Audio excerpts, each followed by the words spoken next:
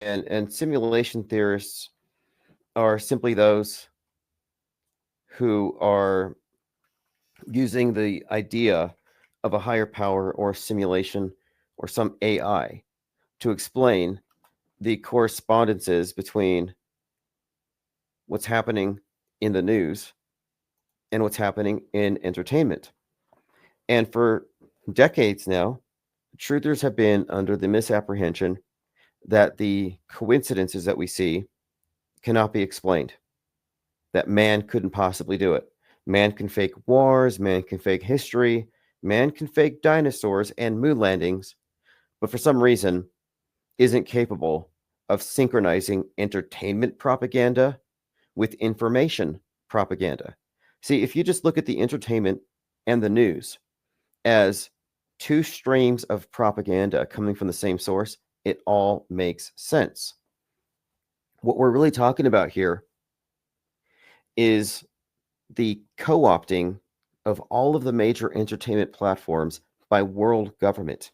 That it's already happened. It's water under the fridge. It's not coming. The New World Order is already here in that sense. We are in a Truman Show, provably. And the prevailing explanation for what we see is that it's nothing. It's just a coincidence. You're crazy. Or it's a higher power. And I'm really fighting against this notion that it's inexplicable, that we don't know what causes it, because we know very well, as we have been documenting it. And so let's go ahead and look at this graphic that I had made just to kind of illustrate what I'm trying to convey with my words. This is a ChatGPT created graphic. You have two individuals talking. One of them has a tinfoil hat, and he says, mystical synchronicity, simulationist matrix, collective unconscious energy wave, or quantum pattern. Revelation of the method, black magic occultism, and karma. We live in a video game, and we can't know anything for sure. The other guy says, no, it's just propaganda. So what is it? Why is it that we can consistently point out that the movies are going to happen in real life, or at least aspects of them, that the movies are somehow preparing us for psyops or giving us a frame of reference to make us more susceptible for them? Like, this is not a stretch. This is formulaic, in fact. But until we started noting concurrent programming and how it's systemic, it's formulaic, it's intrinsic to what media actually is, we didn't really have the proper explanation. We're still up in the air. Well, maybe this is just like some truthers will say, they have to tell us. They're mocking us because they're evil. Or by telling us, we consent to the bad things. None of that really holds water. None of those explanations make sense. Not when you start recognizing the prevalence of concurrent programming as distinct from predictive. We're talking real time. So what is the problem with the real-time alignments?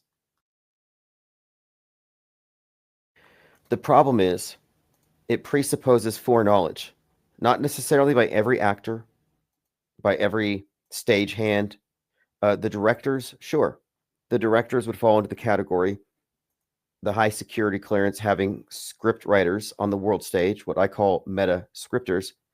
But if you just get rid of predictive programming for a moment, and let's just look at what it means here. So I have a list of movies, and this is just off the top of my head. It just took me 5 minutes to put this together with the help of Perplexity. But this kind of illustrates what I'm saying.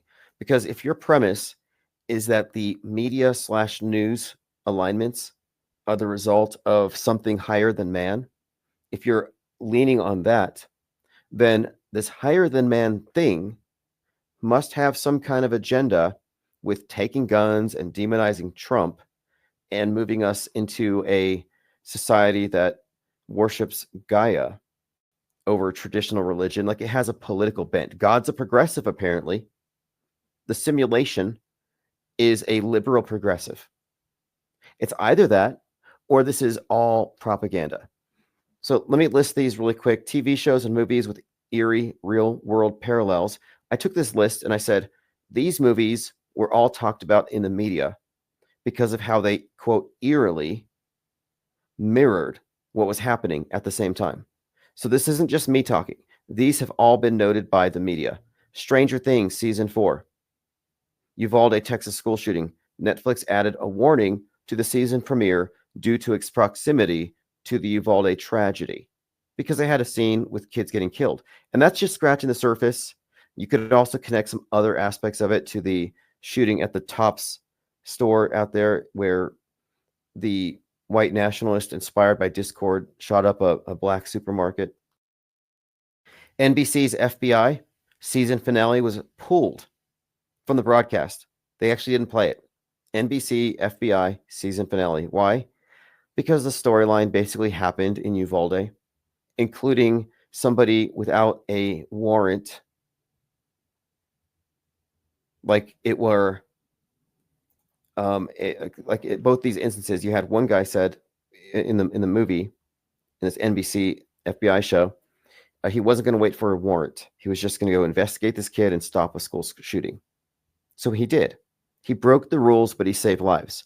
But in Uvalde, the police were really slow to go in, and the shooter was stopped by an off-duty Border Patrol agent. So there's kind of this parallel. But again, these two shows were canceled or noted this event. Waco, American Apocalypse. The release of the Waco documentary coincided with Trump launching his 2024 campaign in Waco, a site with deep political and historical resonance. House of the Dragon, Roe v. Wade leak, and abortion rights debate.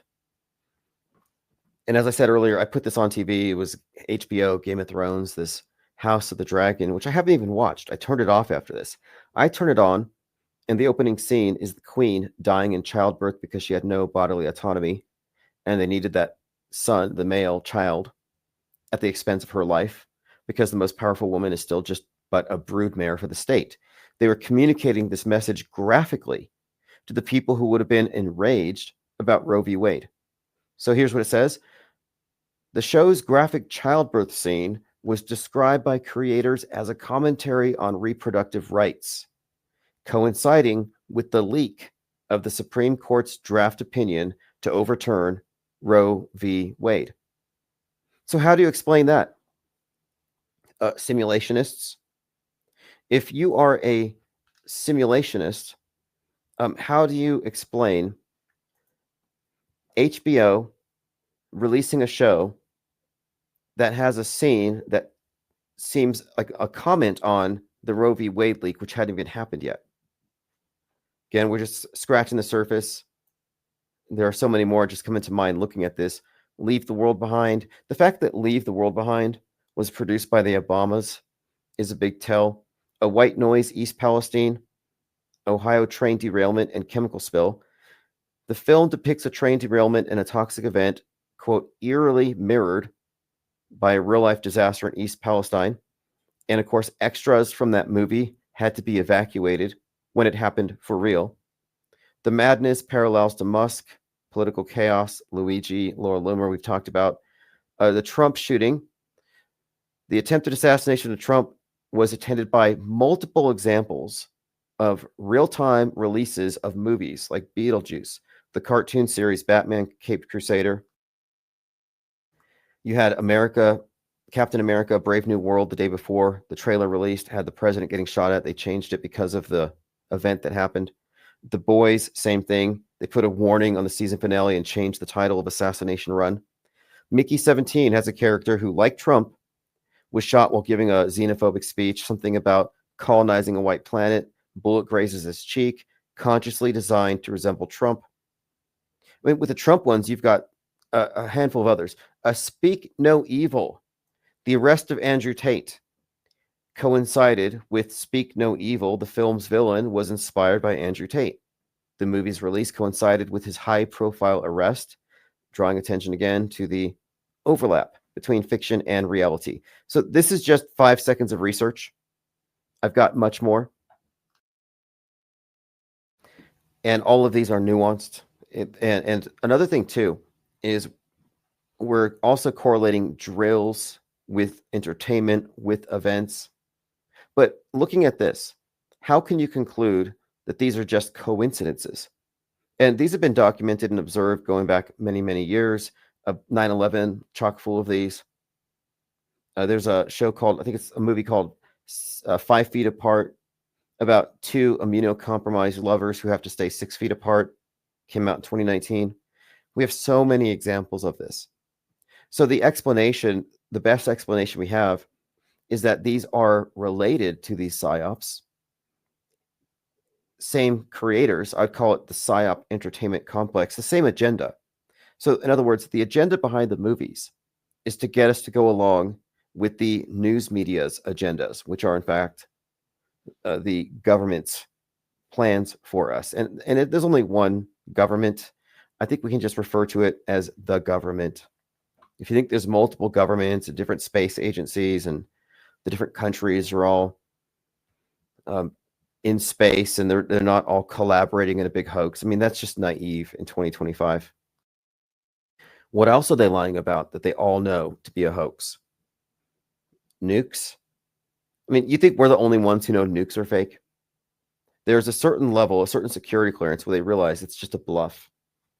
It's just a hypothetical. It's just a hyperstition, a God construct that keeps the masses in line and gets them to willingly give out all of their power and money and resources for safety. But we're going to continue to refine our research methodologies, especially with AI. And we're going to do a nuanced takedown of PSYOP after PSYOP. But the reason why I'm honing in on this is that the misinformation line that these are all the result of glitches in the matrix, these explanations conceal the real cause and conceal the alignment between entertainment and news, which is a facet of what media is. It's the only conspiracy.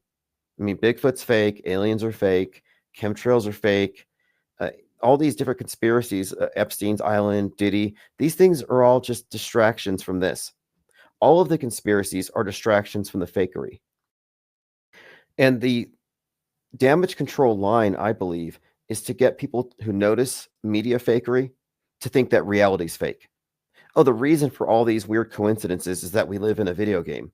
Okay, well, if they just got you to accept the premise that reality's fake to explain the news not making sense, then they have effectively induced something of a schizoid break from objective reality.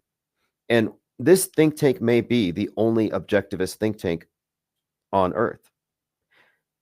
The objectivists were never pure objectivists because from the beginning, even Ayn Rand treated the media as objective, as real, with different people's opinions bouncing off of that.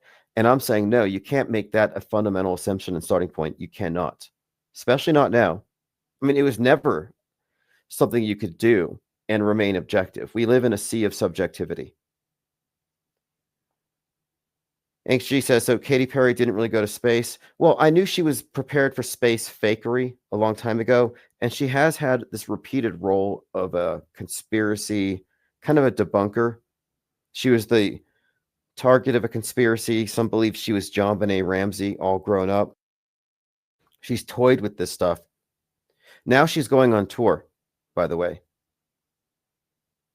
Dwayne Aubith says, predictive programming is simply conditioning. Cognitive programming, the mystical explanations get more convoluted and absurd. Yeah, I had some guy say, it's quantum entanglement, bro.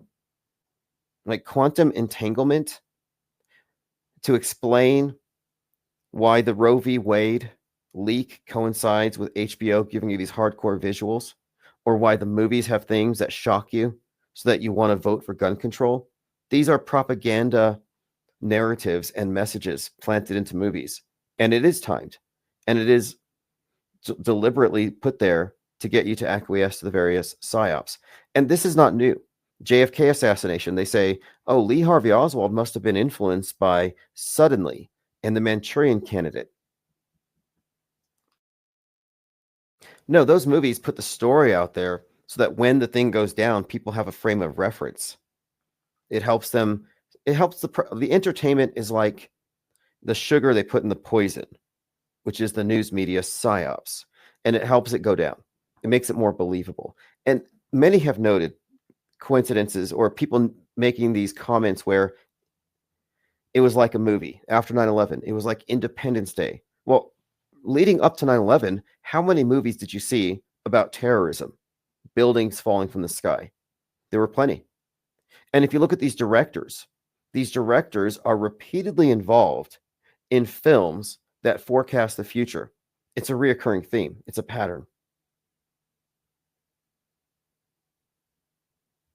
Dinah Southar said, news media may have started with some real stories and reporters, but it's been funneled into well, it may have been, but it's always been centralized. But another thing to consider is that the worldview has always been monopolized, and the news media has always bounced off the consensus worldview. So the consensus worldview, which I'm not in, off-world stage, off the grid, I don't have to believe a lot of this stuff. I'm not ducking and covering. I don't care about space junk. I don't think it's real. I don't believe in a lot of the things that truthers believe in. Chemtrail. I don't exist in the universe where these things are real because I recognize that it's a fictional universe. We live on planet Netflix. Just because it's real on Netflix doesn't mean it's real out there. And that's how they operate. They operate by augmenting your simulation, your internal model of the world with lies. I take the subtractive view. The subtractive view is eliminate that which can't be verified. Don't overreact to headlines. Just because it's a headline doesn't mean it's true. Do you remember the drones? Does anybody remember the drones? The drones that were swarming the skies in New Jersey, and none of the drone sightings were drone sightings. They were all airplanes. But it was going viral until people got distracted by something else, which is the pattern. Oh, yeah, they got distracted because the Epstein files were going to be released. That didn't happen, but they were distracted because the JFK files were being released, which didn't happen. And then the Diddy files didn't happen. So many nothing burgers. And the most interesting thing to come out in recent years about the JFK hoax is that 2 months before his assassination, he and Jackie filmed a home movie in which he was assassinated. They employed the assistance of Secret Service agents and Heinz 57 ketchup. And there's a movie out there, Vanity Fair talked about it, September 22nd, 1963, JFK filmed a home movie. Well, Jackie filmed it. He was the star, and he was killed in it. I mean, that's just, I think, something of a clue about how they were going into this thing with the spirit of this is fun. It's kind of I think they think it's a joke. But let's see here. Girl says, watch Christopher Nolan's The Prestige. Yeah, I did watch that one. And look, Christopher Nolan is a great example. If you look at his movies, like the Batman movies, how many times have those movies correlated with PSYOPs? We got the Boston bombing, Joker, Sarnev, the Joker. And then years later, Batman comes out, 3/4/2022, was it? And the day that came out, Joker, Sarnev's death penalty was reinstated. You have many correlations between Nolan's films and the school shootings. And then you have Nolan's films also having foreshadowing for 2020. Then you have foreshadowing for the nuke and his brother with Fallout. I mean, this is a consistent pattern where we've started to label certain directors as, quote, meta scripters. And it's intriguing to look at how they seem to be given these roles consistently. It's kind of an error to focus exclusively on Stanley Kubrick, even though 2001 Space Odyssey foreshadows 9/11. The Shining also foreshadows 9/11, not just Apollo 11. There are many clues throughout his movies about his involvement with the JFK assassination hoax. But the focus on Kubrick is often tied to this idea that he's some kind of a whistleblower, that he was an anomaly. And it's like, no, he's not an anomaly. The people who get high up enough in the pyramid are, at some level, drafted into this or conscripted into the world stage theater, which is all propaganda. And our approach of media here, looking at it as a unified system between the entertainment and the news and all the celebrity stuff. Looking at it this way, we make predictions. So I see there's this event where Trump he's on trial, he's in the courthouse, Robert De Niro's outside. Now, I've never taken a special interest in Robert De Niro, but I said there's no way he's out here truly Trump deranged. That if Robert De Niro is out here drawing attention to himself and using certain keywords called Trump a destroyer, I said, watch, look through his movies. There's something in it. And it turns out that in the movie Machete, he plays a Trump-esque character who's giving a speech about immigration when he gets shot. What was Trump giving a speech about when he was shot? Oh, yeah, that's right. He was pointing at the sign, the immigration sign. And pointing at that sign was likely, by the way, an act of misdirection. So you're looking there when the shooting starts. It was a cue. When he raises his arm, that's when you do the gun sound effects. That's when we go into, I mean, the whole thing was obviously a magic trick. You know, Trump did a magic trick on 7/13, 2024, and tricked the world. But, to my point here, in that movie, this character is very Trump-like, and he's played by Robert De Niro. So you have this association between Trump and De Niro, and he gets shot giving an identical speech. Interestingly, the shooter had his ear blown up right after. But when I saw that, I said, wait, this is strange. That's a pretty strong parallel. And then going deeper, we realized, okay, De Niro played Travis Bickle in Taxi Driver. Taxi Driver inspired Reagan's shooter, who also shot Brady with, and again, these are all intricate and there's layers to these things, but just on the face of it, De Niro inspired a presidential shooter, and that role, Travis Bickle, was the basis for the Joker, who shoots De Niro on TV. So you have, and of course, De Niro in Taxi Driver was an assassin.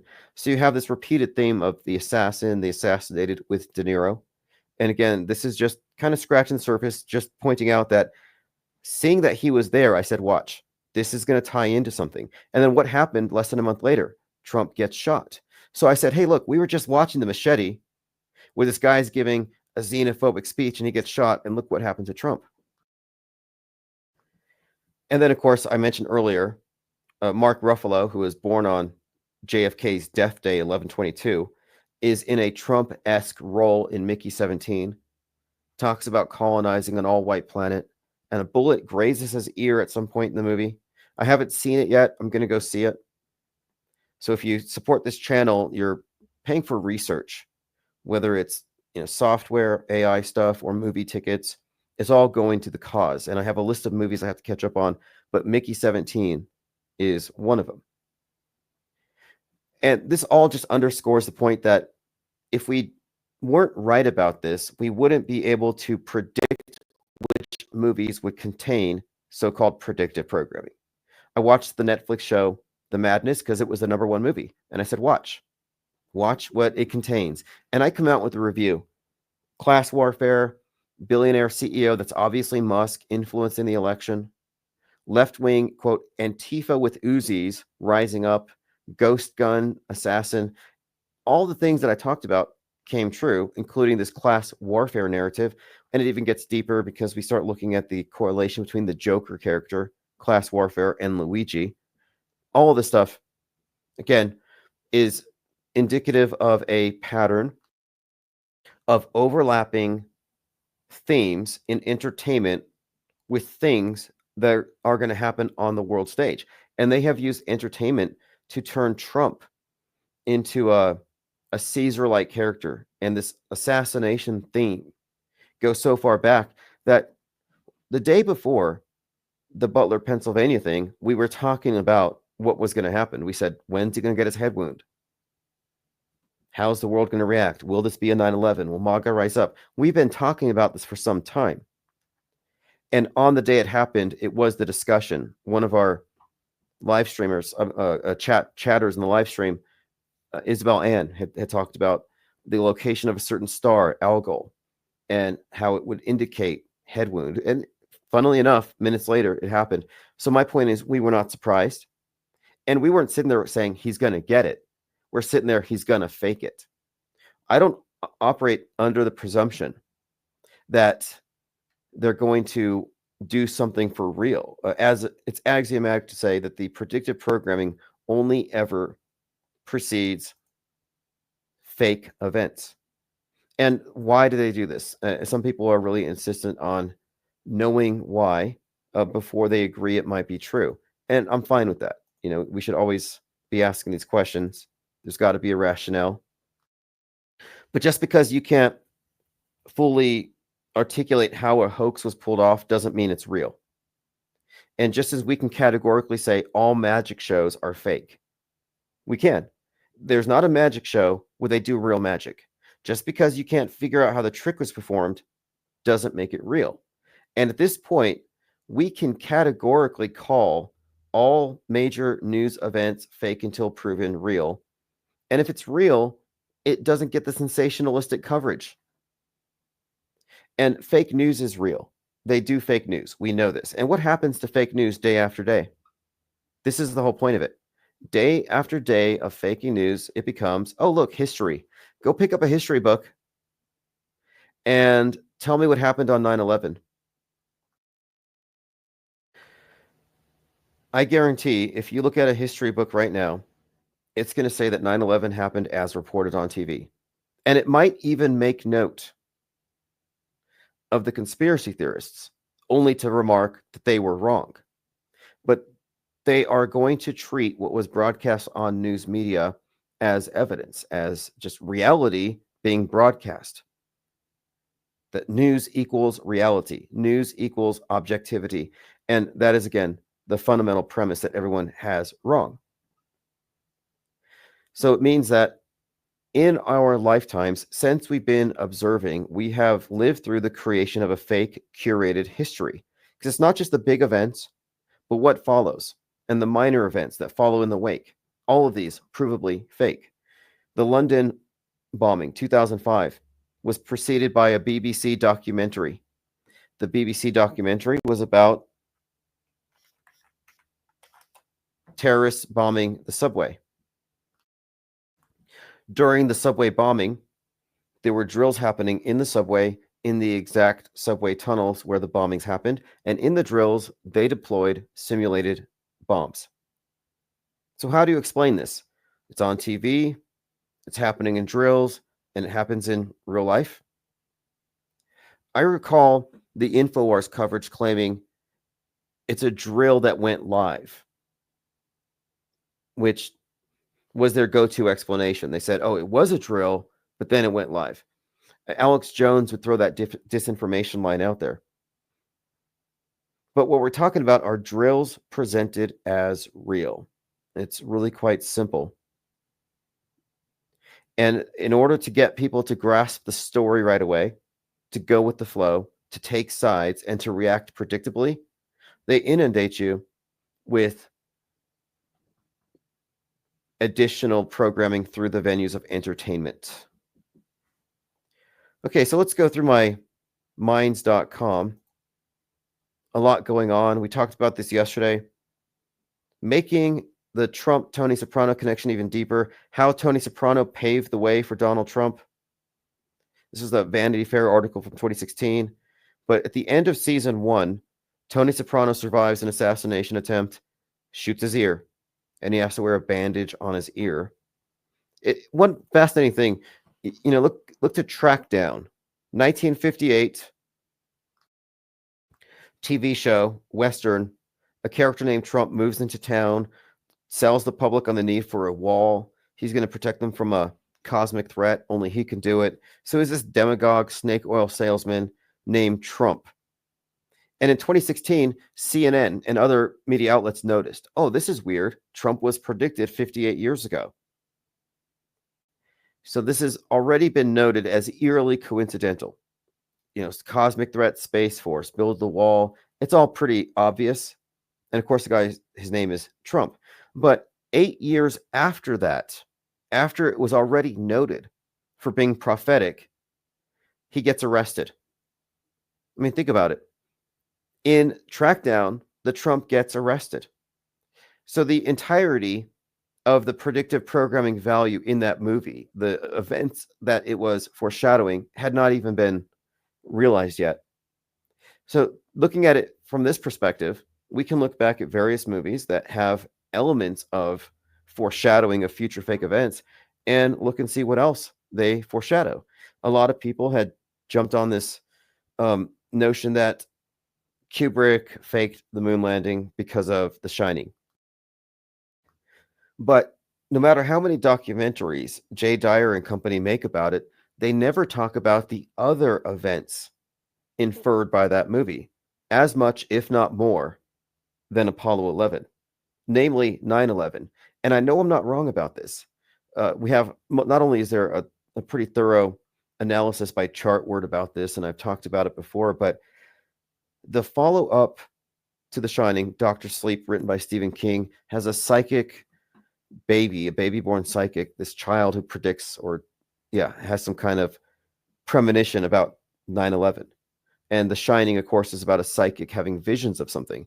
So it kind of makes sense of the scene where Danny is seeing the elevators and the blood and correlating that with the Twin Towers, or the throwing of the darts where the twins are. I mean, there are so many scenes in there where Kubrick had built like Manhattan in this one room, with the phone booth representing the bell tower, the twins representing the Twin Towers, Danny throwing the darts, Danny going down the hallway.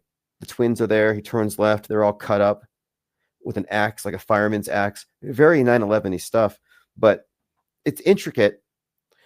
But it's a pattern in all of his movies, and that's what I'm saying. Is that this is a formula.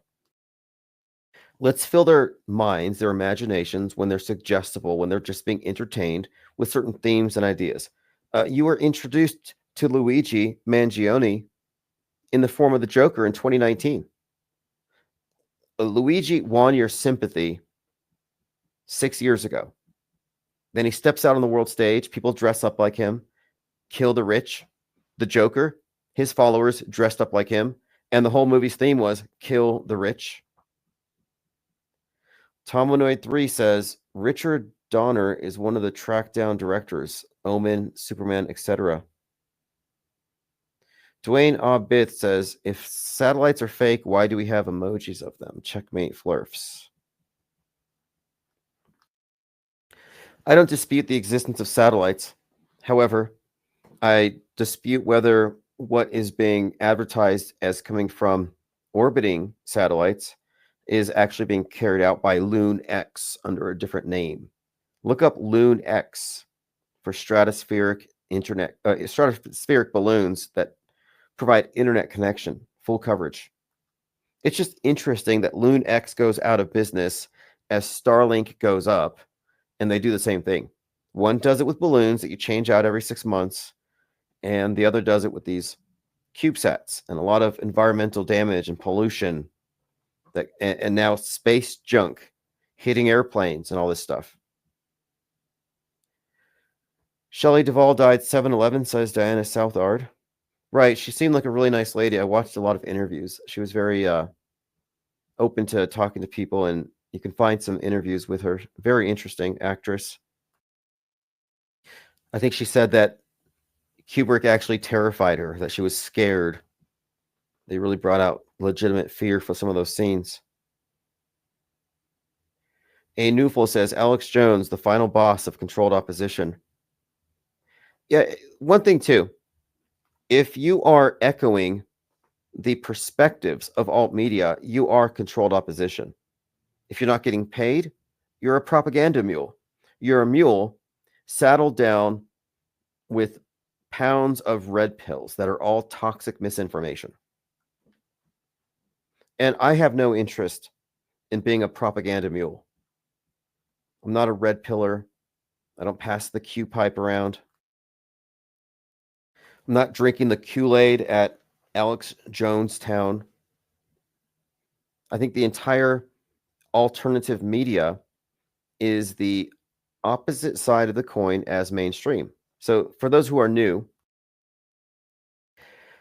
and this is not an oversimplification, the general consensus worldview that is built upon our consensus agreed upon fake history, I call the mainstream mediation, MSM.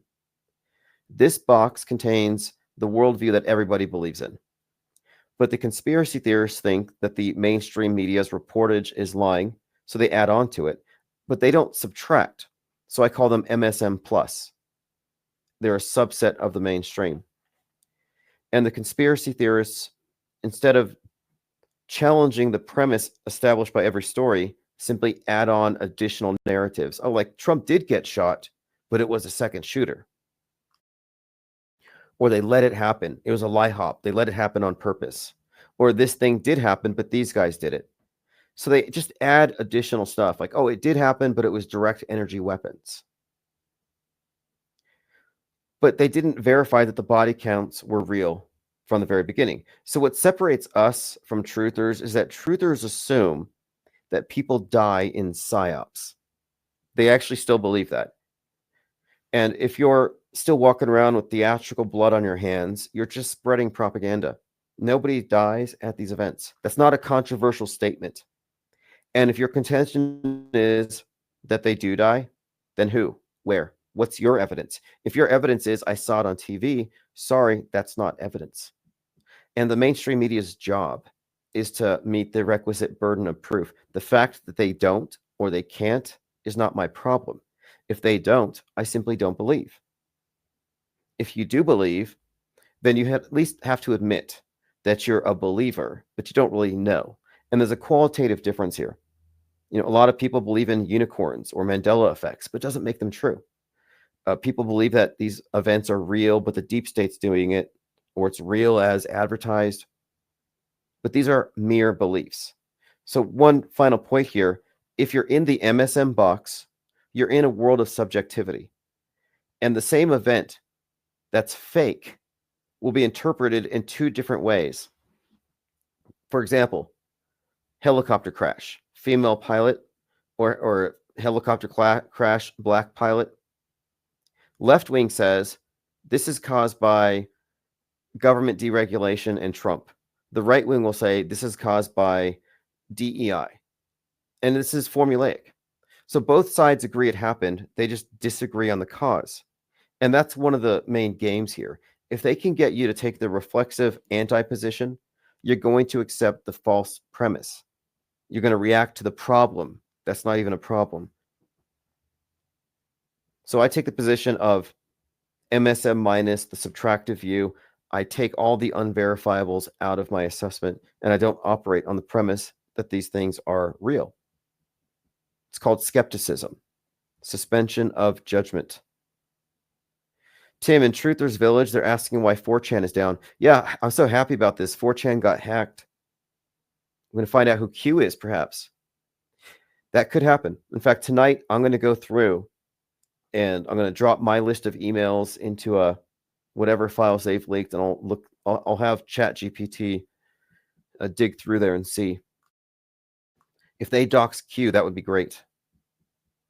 Now, if you didn't know, the QAnon whole thing, the 4chan got shut down because of, well, it was the Christchurch shooting. It then became 8chan, 8kun. And one of the Q droppers is somebody that we know. So what I'm saying is that, you know, Q might be 3 or 4 people who've dropped the posts, might have been several different people, but for sure we know one of them. And he's part of this George News outfit at the White House. And if his email address shows up, it's going to be searchable against the lawsuit that's public that will connect him to a number of other things. It's a pretty big story. The story being that in the White House press corps, you have a influential, popular QAnon promoter who's gone undetected for years. And he was the guy that hacked Hunter Biden's laptop. Ted Stryker, yeah, there is a Discord server. Just go to ips.monster for the new one. I deleted the previous one. We're going to go back into voice chats, and we do have to get back into panel discussions. But we're going to have some rules this time. The last Discord server was, I would say, co-opted with individuals with a religious agenda. I'll just leave it at that. And look, I'm not a religious person. And if you are, that's fine. But we don't bring up God when we talk about climate change, and we don't need to bring up God when we talk about media fakery. And I'm trying to break that habit of somehow putting these things in the same area, like these are relevant. Like, what does the Lord think about Sandy Hook? Like, let's just stick to the facts. What's up, Marcel?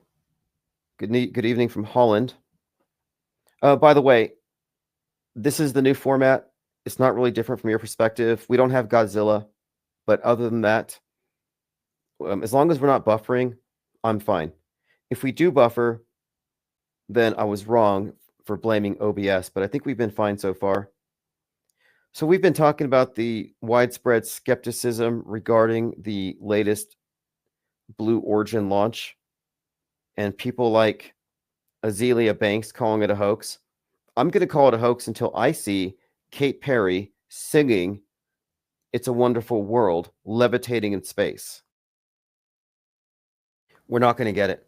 And many have noted that while they were in space, she had her face against the camera lens with her daisy. She wasn't even looking out the window. Like, imagine taking a trip like that and not even looking out the window. It's all just performative. And I hate to say it, but we have to just be honest. Kate Perry is a top tier Illuminati liar. She's in the club. And it's not a very big club. The other day I mentioned the 9/11, was it 9/11 syndrome or something? The 9/11 effect. It's called the 9/11 sign. So I found this article in the New York Times where they found this person who made all these claims about being in the towers, losing her friend, getting somebody's wedding ring. And I remember these stories just went so viral. In fact, let's look at this one. And I'm sure there's an agenda behind it. Like, why would they share this? Okay, so in a 9/11 survival tale, the pieces just don't fit. Tanya Head's story, shared over the years with reporters, students, friends, and visitors at Ground Zero, was a remarkable account of life and death.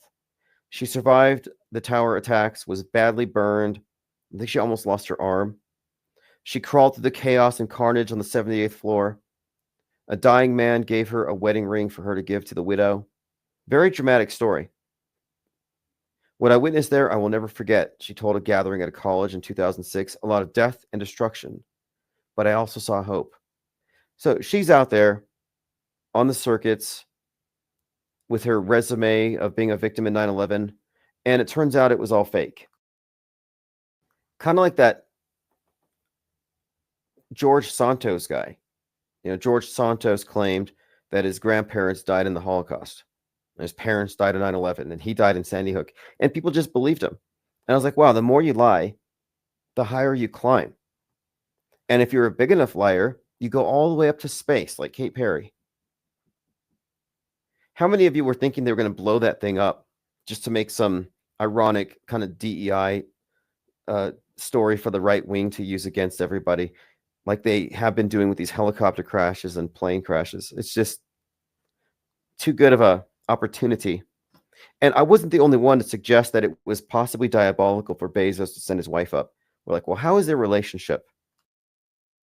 Because this is some daredevil stuff. And one other thing, if I'm going into a capsule that's going to be flung up into space and might possibly tumble, and I'm going to be flying around the room with a bunch of people, I'm going to wear a helmet.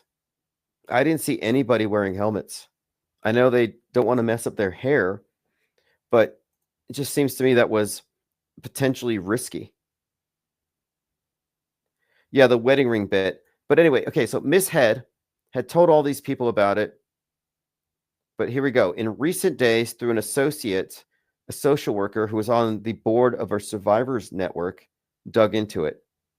And it says here, her relationship with Dave, one of the victims, was a fantasy. So the whole story breaks down. And they call this thing the 9/11 sign. And there were many people who were doing this. I've talked to many of them. I've lost track of how many callers would call in claiming that they knew somebody who knew somebody. What's up, X322? Thanks for joining. Marcel says, can space be called the bottomless pit of lies? Yeah, I look at space as a metaphor.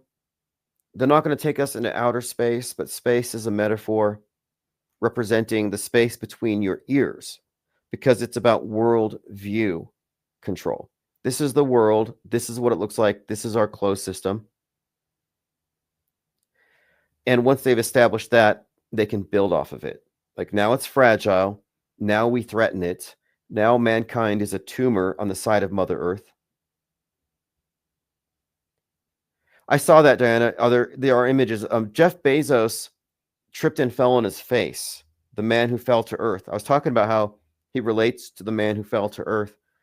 But yes, he tripped and fell on his face on the way around the capsule before it was opened from the inside and then closed so they could open it for the cameras with Bezos' special tool because you can only open it from the outside. I mean, what a continuity error. What a goof. Such a scam. Space is a scam. Kate Perry didn't pull it off. And the hair, did you notice how lazy they are with the hair? I think they're not even using hairspray. They're not doing the Suni Williams treatment where they douse it with so much hairspray it stands up stiff. They're not using the CGI hair. No, they're just kind of barely blowing it with the dryer. The one who went up with Musk's rocket over Antarctica, her hair was just flat. It's like, what's going on? Do the private space agencies not have the same hairdresser that works for NASA? And I think the guy that does the hairdressing for all of the mass shooters is the same because they all have the same ridiculous bowl cut, which again is likely a symbol. Okay, let's continue. Sean McGuire. Oh, this is interesting here. This is someone talking about the hero Luigi Mangione. We may get to that. When faking space goes horribly wrong. So if anybody here is still thinking that they are not lying about sending her to space, let me show you what we're talking about with the door. Because to me, I think this is conclusive evidence of fakery. Okay, when faking space goes terribly wrong, and this video is by Taboo Conspiracy.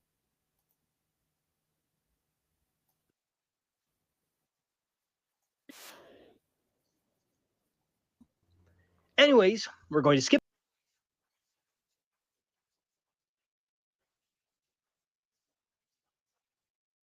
Was that the women inside prematurely opened the capsule and the Blue Origin handler rushed over to the door to tell them to close it. Let's watch. Oh my God, I saw the stars. I saw the curvature of the earth. You know, what's going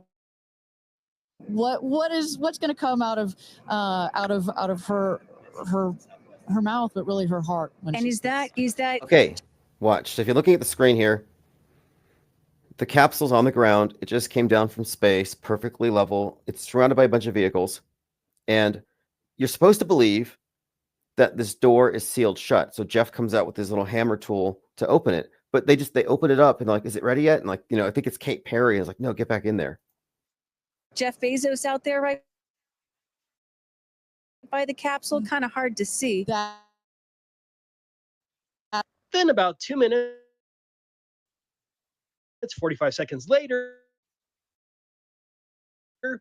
Jeff Bezos goes up to the capsule with a special tool to unlock. Wow, that's hard. That's very difficult to open. But it was very easy when they did it from the inside just a minute ago. Oh. You didn't really close it again.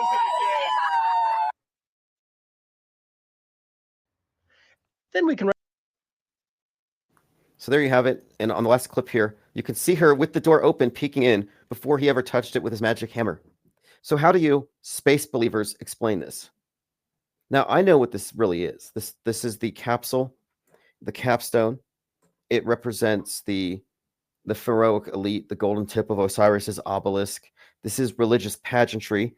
Space is a secular heaven. It's a heaven that the atheists will believe in. It's a concept of heaven and ideal and utopianism that I think is compatible with atheism and a scientific paradigm. And all the other religions, with their various versions of heaven and paradise, they all still believe in space. So it's very unifying. It's a heaven that atheists also believe in. Dwayne Arbith says, haha, interstellar bouncy castles. Well, that's kind of what I was thinking, is that the way they flew around inside of it, it looked like they were in one of these bouncy castles, and they're not wearing helmets. But I'm sure there's going to be some explanation tomorrow. Like NASA they'll say, because here's what they do. The brainwashed, the Stockholm syndromed will lie to defend their captors. Like I'll say, oh, he's a liar. And they'll say, no. They just had to open it up and check and make sure everybody was okay. And then they just symbolically did it. Like they performatively broke the seals, but they already did it before the cameras were rolling. And they did this just to make sure everything was okay, cool. So you got a whole story to explain away the bullshit. Like, oh, self-brainwashing. It's like swallowing a Tide Pod of misinformation. Like, oh, I had some wrong think. Let me go ahead and correct my thinking. Let me add some cognitive dissonance. Let me see if the commenters have anything enlightening to say here. The frightening part of it is that the sheeple believe this is true. Founded Earth Brother says, wow, the door was floppy for a vacuum-proof life-saving device. But then again, tinfoil can withstand the vacuum on the moon. So why should this be any different? Andrew DM81 says, commercial planes that fly 30,000 feet have to have walls that are a foot thick to protect from the -7 Fahrenheit temperatures, but space capsules are as thin as an RV door. The only thing that's ever been to space is your imagination, says not Janine777. I concur. Let's see. Conspiracy says it's refraction. The ease with which the door opened from the inside reminds me of those plastic temporary toilets. Like if you step too hard, the door opens. Plane skins are thin and are made of aluminum. The problem would be different pressures. Anyway, I'm trying to find somebody to explain what we're seeing here. Don't forget the inverted Baphomet on their space suit patches. You know, this has made some mainstream news like Daily Mail, that their patches, sort of like the Space Force hat, look like Baphomet when you turn them upside down. It might just be Satan. I mean, Baphomet gets called out for a lot of this stuff, but Baphomet is not really a personage. It's just a symbol of man, beast, angel, an amalgamation, male, female polarities all reconciled. But it's more like, I guess you would call it an icon. Whereas, you know, the devil, the goat, the satyr, the earth god has various representations. And it would be consistent, by the way. If we're talking about symbolism and syncretism, like Cernunnos and other horned gods, all the earth gods would be relevant here when we're talking about the obelisk, which represents, of course, Osiris. All right, continuing. They're all part of the 33 Club. True. MTW Seneca says, the comment section here is great, but not so great is a comment zone on Benny Johnson's show where only 20% say that it's fake. It does say we're waking up. It would have been 0 half a dozen years ago. Yeah, Benny Johnson is a mainstream alternative type. And you'll notice that their people are brainwashed. One of the things they all believe in is this is also clever on behalf of the programmers.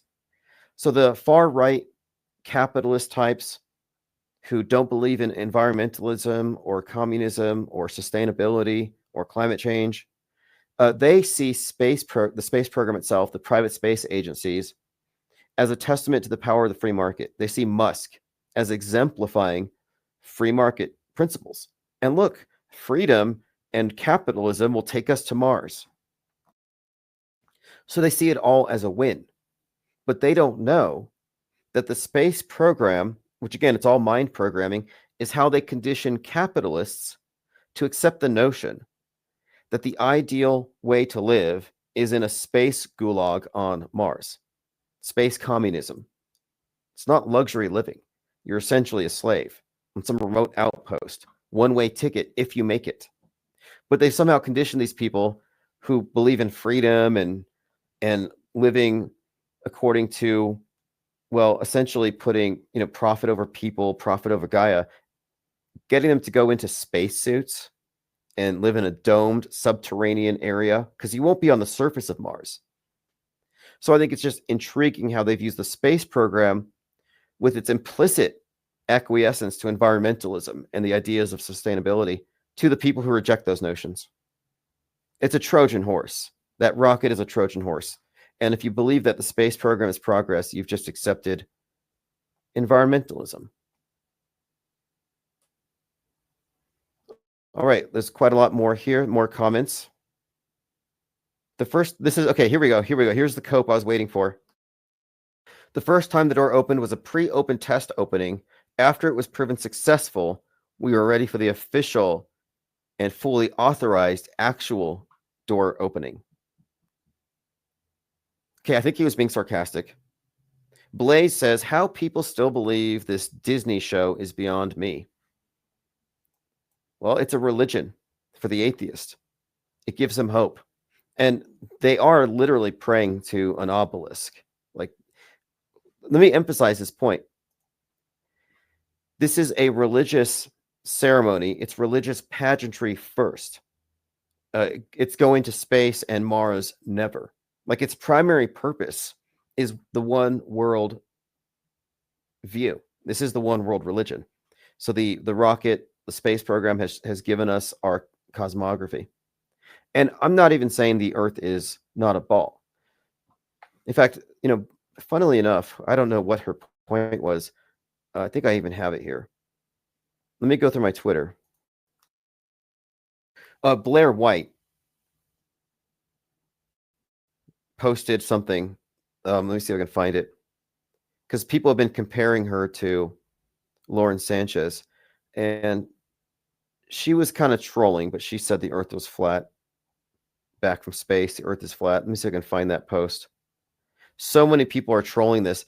And someone in the Discord or the Gilded had pointed out that it seems like it's only right-wingers or conspiracy theorists that are calling it fake. And this is not new. The flat Earth thing has only ever been right-wing conspiracy. It's not a liberal thing. The flat Earth thing has an intrinsic rejection of climate change, environmentalism. So here you have it. The mission patch does in fact have a satanic goat emblem. Make of that what you will. Tommy Borum says, look at the capsule. There's no scorch marks. They're on a sound stage. The capsule has no signs of having been through the atmosphere. Come on, be smart. Yeah, I don't even think that they dropped them off of an airplane and put their lives at risk. I think this is actually being filmed I think this is a simulation, and they do it all in a simulation indoors, and then they go outside where this thing's already on the ground. Mazel says Sky News calls it cringe. Good. See, that's progress in a way. But one of the reasons why look, Bezos, Musk, billionaires, rich people, capitalists, they kind of have it out for private space agencies. And one of the storylines I've been hearing for several years is that the billionaire with access to space, like Musk in particular, is destroying a system that affects the commons, that one individual could destroy something for all mankind. So Musk's space junk has been a theme. And even before Musk's space junk started falling, I said, watch. They're going to correlate X, disease X, and mind viruses or mind junk with space junk. And they're going to say Musk is a problem for polluting cyberspace and outer space, and that he shouldn't be allowed to exist. that nobody should be that rich. No individual should be able to destroy entire systems that affect the entire commons. And it's come into fruition. Now it's all about Musk's space junk hitting or nearly hitting airplanes, FAA warnings raining down on us all the time. Diana says Bezos kissed the ground and so did she. I'm sure that clip's going to show up. And as I said, when they show you the clip, you're not going to see them for the full 11 minutes. It's just going to be jump cuts. You're going to see them for a few seconds at a time. And it's dizzying. Like, why is this? And I think because if they were to do anything sustained, you would know it was fake. They couldn't pull it off. Where's the video of Katy Perry singing that song? We're not going to hear it. We just keep being told that we can confirm she sang this song. Well, you're up there recording it. Where's the audio, please? Okay, so we talked about the jump cuts. By the way, you may notice that in the archives, you're now getting infographics. So tonight, this one will go into the archives. Finally, we're practically glitch-free. So I take the transcripts and I do a summary using ChatGPT or something. And then I take the summary and I turn it into an infographic. So if you look at your email box, you can read a summary, get some direct quotes and links. Or you can look at the graphic and at a glance, oh, they're talking about Jake the A-hole saying Jaren's going to flip on the moon landing.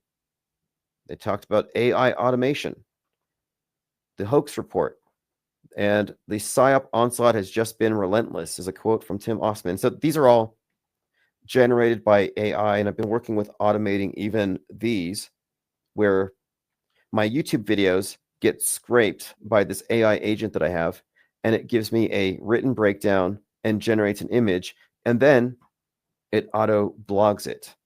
So I'm doing what I can to remove myself from menial labor so I can focus on this.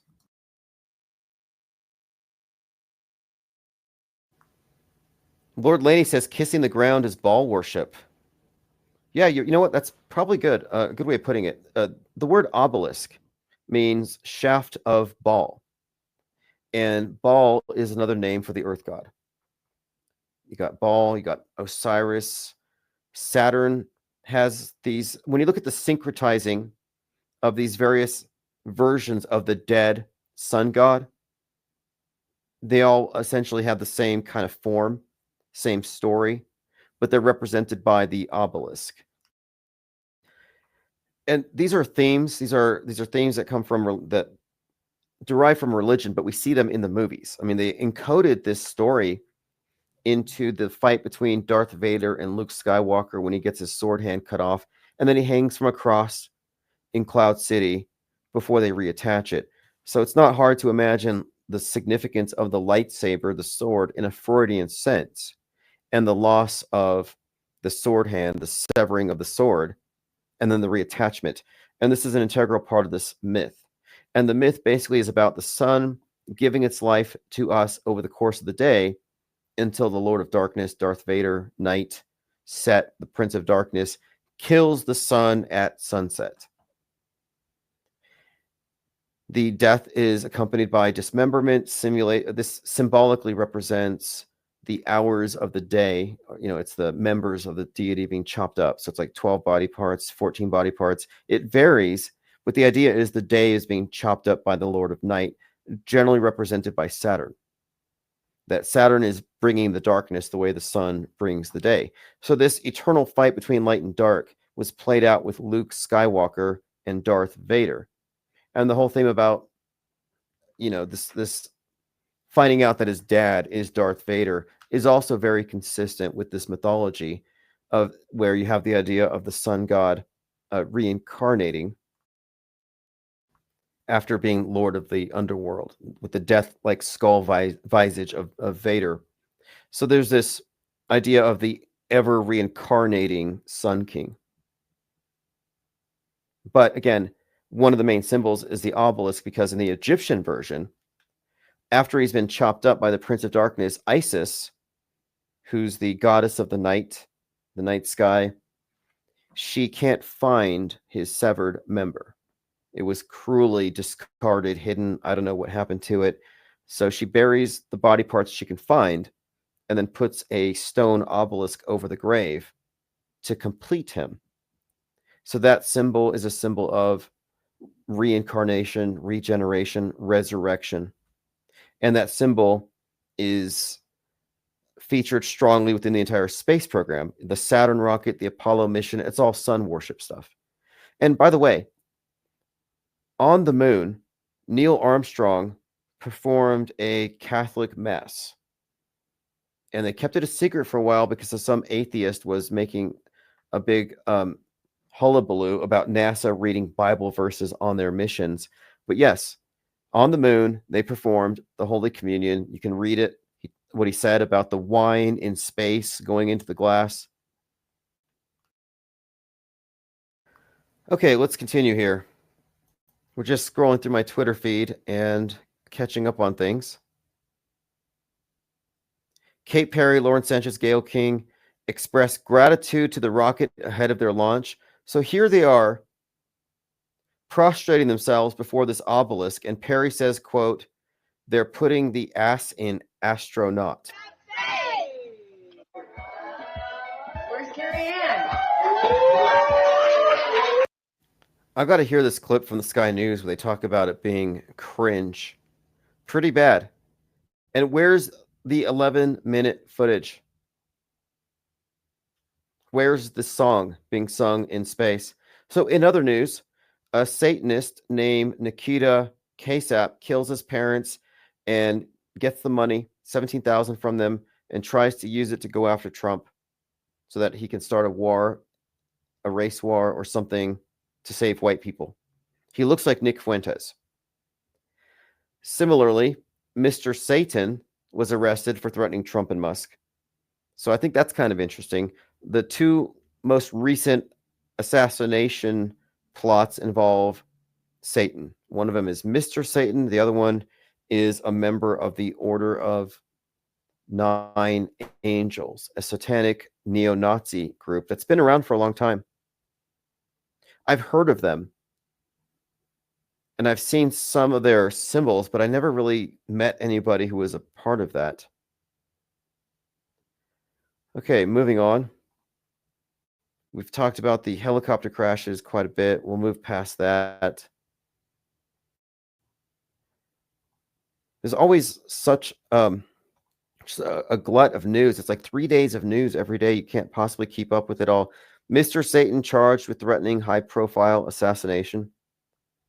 Pennsylvania man going, oh, he's from Butler, Pennsylvania, going by Mr. Satan threatened online to kill Trump, Musk, and ICE agents. Now, as I said, life follows Netflix. That Cybertruck that blew up in front of Trump Tower was foreshadowing that these two were being symbolically destroyed, attacked. That was a message. And he was a Green Beret. And I thought that's interesting because the guy that shot the CEO is Luigi, and many pro-Luigi people are dressing like the video game character Luigi, who wears a Green Beret. And this anti-CEO, anti-Trump sentiment and this Green Beret, the green hat, the Robin Hood-esque nature of Luigi wearing the hood, and it was green. There's a theme here. And I think it connects to the green hair of the Joker. I would even say it connects to the symbolism of the Beetlejuice, this green-haired Joker archetype that came out at the same time as Joker 2. And in Beetlejuice, you have Trump in a gold suit in the underworld, dead, waiting in line. Lord Laney is a comment here. Gayle King cried on a show saying, quote, "People say I look like a Muppet." I think that was a shout out to her being a Metascript puppet. Oh, it's 9 angles, not angels. Okay, my bad. Angels, not angles. Well, according to the high priest of the Church of Satan and Taylor Swift's dad, Anton LaVey, John Dee was referring to angles when he referenced angels in his Enochian magic.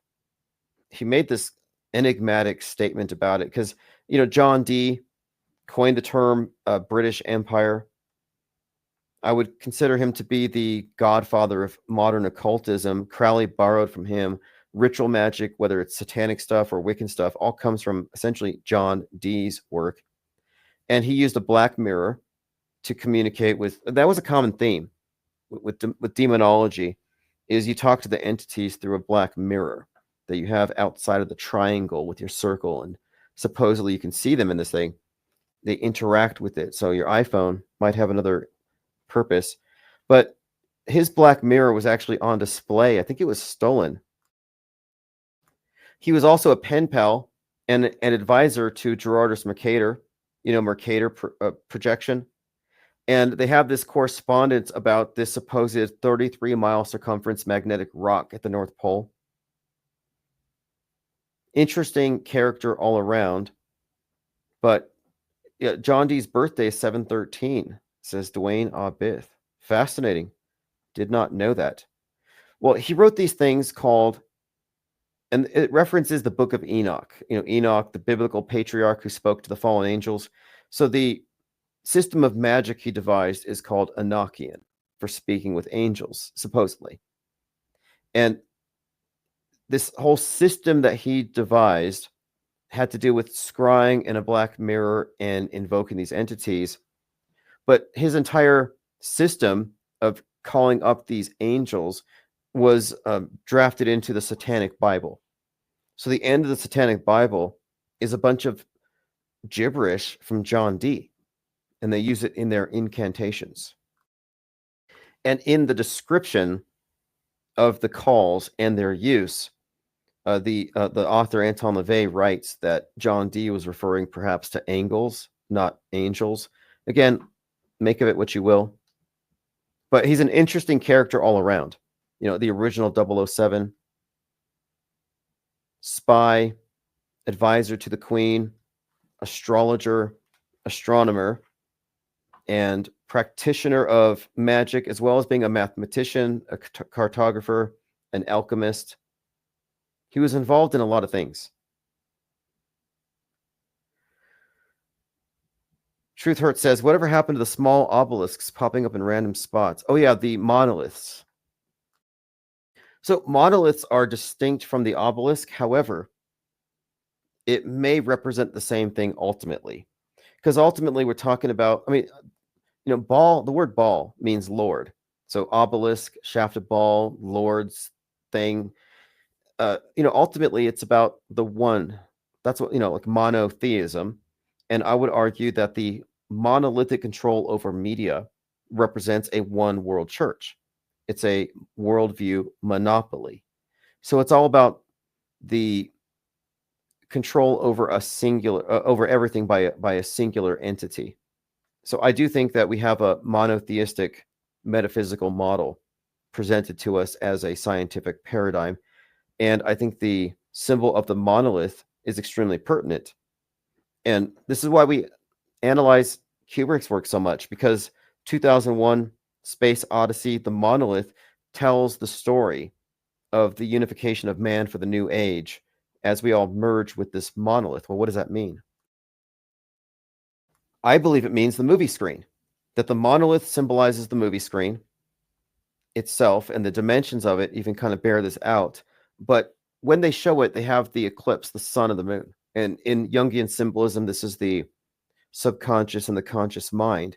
And I think the movies, the entertainment, pour information and ideas and narratives into our subconscious, our dreaming mind.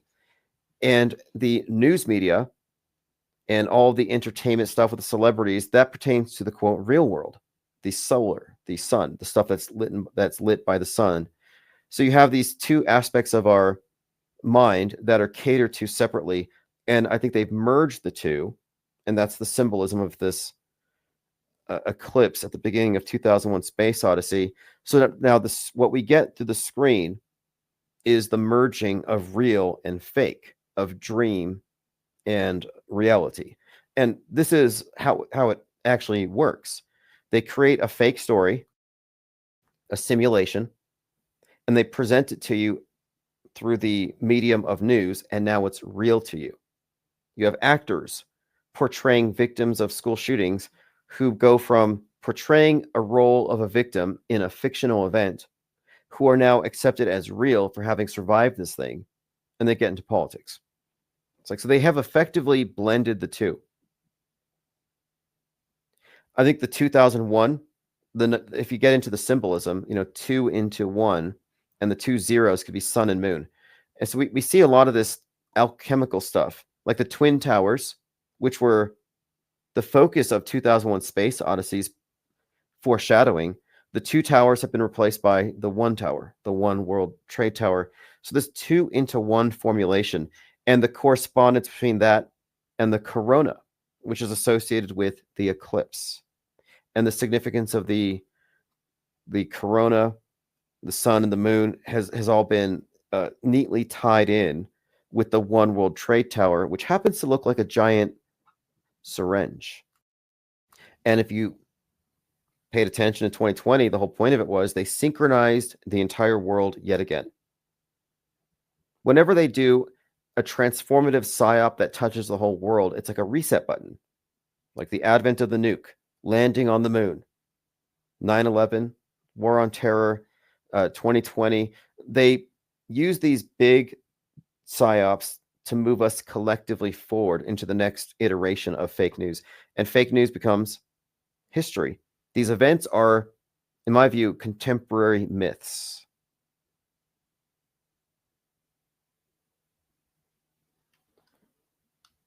Girl says it takes mayors and governors, presidents, and generals in uniform on TV to certify it and sanctify it as real. They have to wrap the flag around it to capture the masses. Yeah, that's an astute observation, because some people are like, how come we don't have crisis actors blowing the whistle? The focus on crisis actors is a purposeful misdirection. Notice how Alex Jones got sued over calling out crisis actors. Not once did he ask who wrote their scripts. And he didn't make it his focus to ask the bigger question. If this is fake, then who would be involved in it? It's not an isolated incident that CNN pulled off to trick Fox's audience and influence them. These psyops, and this is what I learned after studying these things intently for a few years, is that these things are partisan, but the sides do not call out each other's fakery. They'll disagree on why it happened. School shooting happens. Left will say it's because of the Second Amendment. The right will say, no, it's because of mental illness and SSRIs. So they both agree the fake thing happened, but they disagree on the cause. And that is one of the repeated patterns here. But if they were to ask the bigger question, how connected is it, or who's behind it? Well, every psyop, big or small, would necessitate the coordinated actions and involvement of media, politicians, police, EMTs, the hospitals, the Department of Homeland Security, and on up. So it's not a hoax. These are psychological operations, influence operations, propaganda operations. But to call it a hoax is to really minimize the extent of it. And not only that, this is systemic. If it was just CNN doing school shooting hoaxes, the right would expose it and destroy CNN and stop their agenda to grab the guns. But no, nobody does it.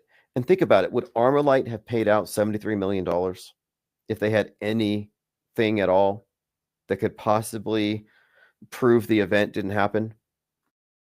No, they're all complicit. I'm not saying everybody knows. I mean, as I often say, the programmed are one level of society. The programmers are above, but also programmed themselves. At best, the programmers are let out on a need-to-know basis on a specific category of fakery, but I don't think there's a class of people totally in the know. It's necessarily going to be need-to-know basis, security clearances, compartmentalized. We're the only ones open sourcing all of this information that's for the backstage. Generally speaking, truthers understate the significance of the fakery. And I have to reiterate that the military industrial complex is mostly fake. What is real is the PSYOP entertainment complex.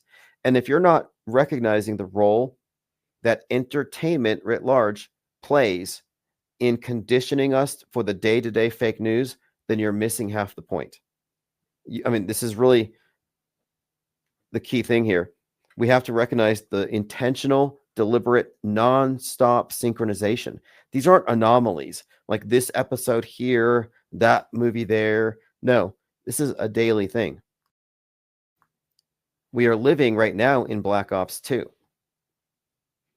And it doesn't mean that everybody knows or recognizes that this is media manipulation, but they're experiencing the same media. You got millions of people playing Black Ops 2.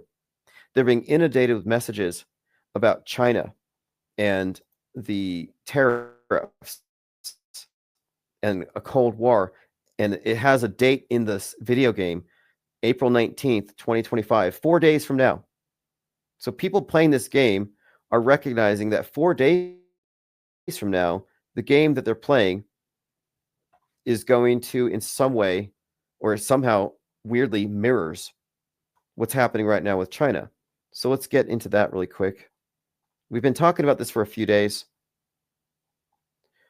Call of Duty Black Ops 2, the 2025 Cold War between the United States and China, caused a massive cyber attack that crippled the Chinese stock exchange by hacked U.S. military drones controlled by... Anyway, the whole story is China. 2025 Cold War starts with America on 4/19. And we were discussing this. And then the next day on the Drudge Report, the headline story was about China kneecapping America with regard to rare earth exports. China suspends rare earth exports, kneecaps U.S. industry. And it's not just us. It's not just a few people, because the Economic Times put out an article. So for those who say that this is irrelevant or the fakery isn't noticed by a lot of people, it is. They just don't know the significance of it.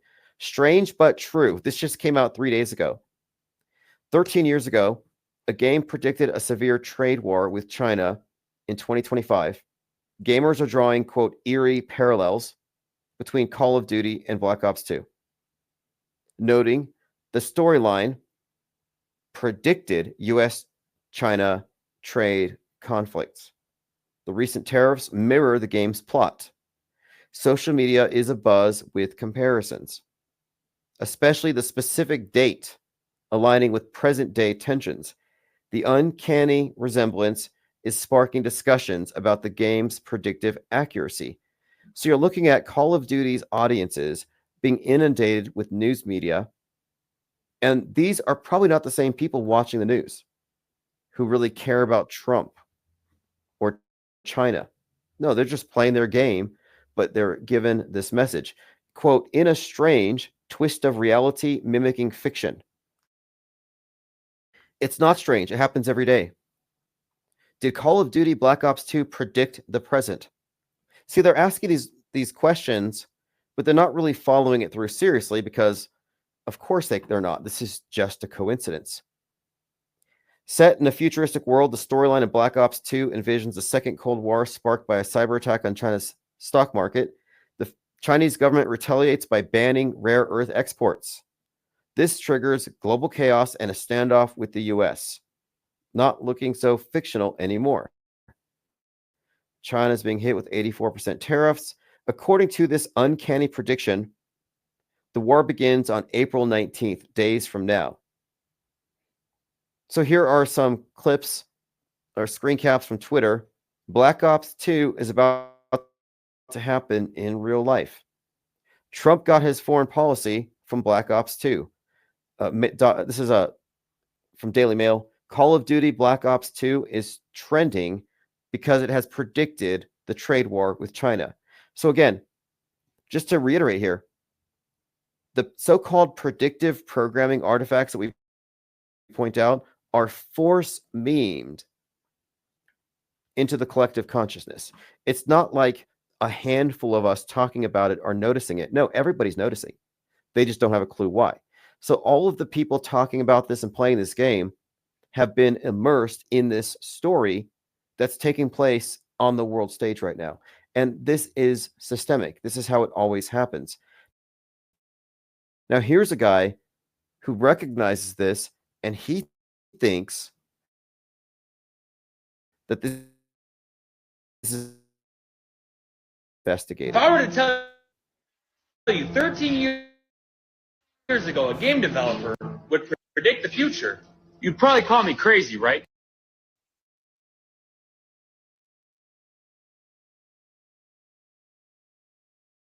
This is crazy.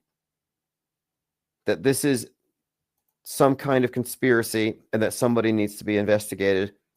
Somebody needs to be held accountable for having foreknowledge. And the reason why he would arrive at such an erroneous conclusion is he has no idea about media fakery, or more specifically, news bending. Because we don't just talk about media fakery here. We're talking about the systemic influencing of mainstream narratives for the purpose of curating and writing history day by day. Our history is being manufactured daily. You know, we can talk about fake history, but when does it begin? Oh, everything's fake. What? Prior to what year? Yesterday. Fake history starts right now. Every news story that's fake, every psyop, every simulated event that goes into the consensus worldview as real is part of our now shared history, fake or not. And this is why I can say that we are living in a news-bent reality. Our consensus version of things has been steered by who? By a media, rather, I would say by a worldview monopoly, world government. We live in the world they put us in. And in this world, rockets go to space, nukes are real, space junk might kill you tonight in your sleep. And if you don't recycle enough, there's going to be a flood that will destroy the world. Like, there's all these things they've added that are now part of our existence, real or fake. Okay, here we go. Keith Morris from the Jerks calls for a, quote, army of Luigis. And they played a song called Coup d'etat. So this was an event, I think in Coachella, California. A sudden, violent, and unlawful seizure of power from the government. There's a lot of pro-Luigi stuff. I had this clip I was going to play. This is Taylor Lawrence, and she worked for the New York Times. And it's not just that she's expressing this opinion, because every leftist would agree with her opinions. But I think the thing that's most striking about what she's saying is that they platformed this person. And yeah, she does indeed praise Luigi, calls him I think she calls him a smart, attractive revolutionary. Girl says, who wrote the scripts? Pentagon PsyOps consultants. Your guess is as good as mine. I would say that's mostly accurate, though. I think it's accurate to describe what we're looking at here as a military operation. It is Psy-War. This isn't, I mean, I call it the PsyOp entertainment complex, but it's effectively a form of subjugation through mind war, which is nicer than the other kind.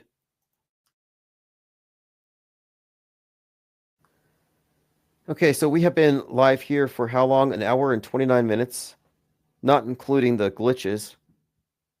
But overall, I think this is doing okay. I don't think we've had any major upsets, no glitches. We haven't been shut down.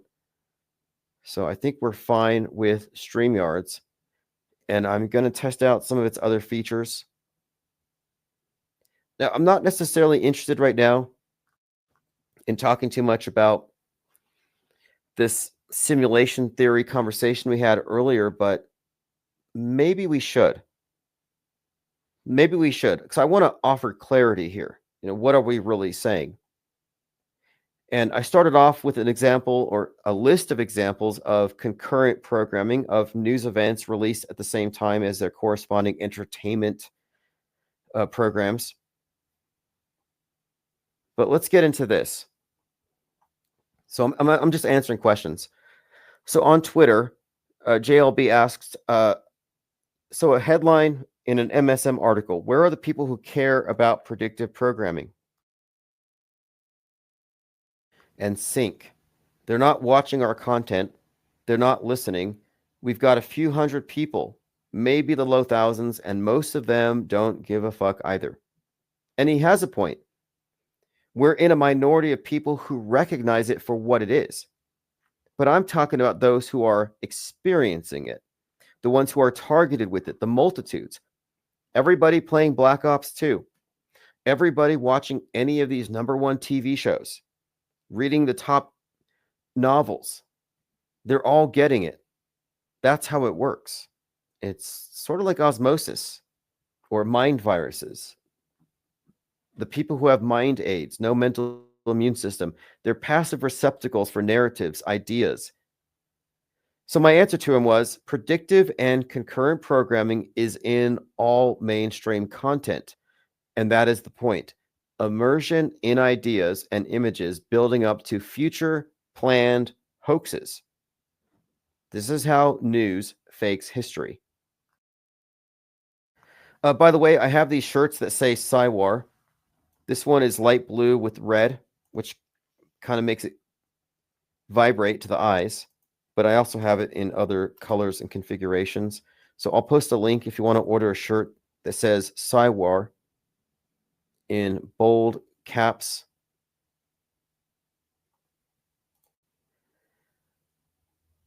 Skeptically Challenged said, with news media and geopolitical events, I'm inclined to agree with you. And we were talking about, is man behind these things or is it a higher power? But he says, when these events are seen in Hollywood movies and fictional programs, I'm not so rigid and inclined. So the prevailing wisdom in Trutherville is that the people in Hollywood, because they're artists, have these antennae and they pick up synchronicities from the universe and put it in their movies. My answer to that is the events that we document have both drills and entertainment parallels. The mystification of this topic is the only thing concealing the government influence over all entertainment and how it integrates with the planned psyops.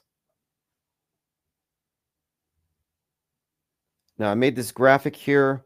Again, I just want to juxtapose Occam's razor.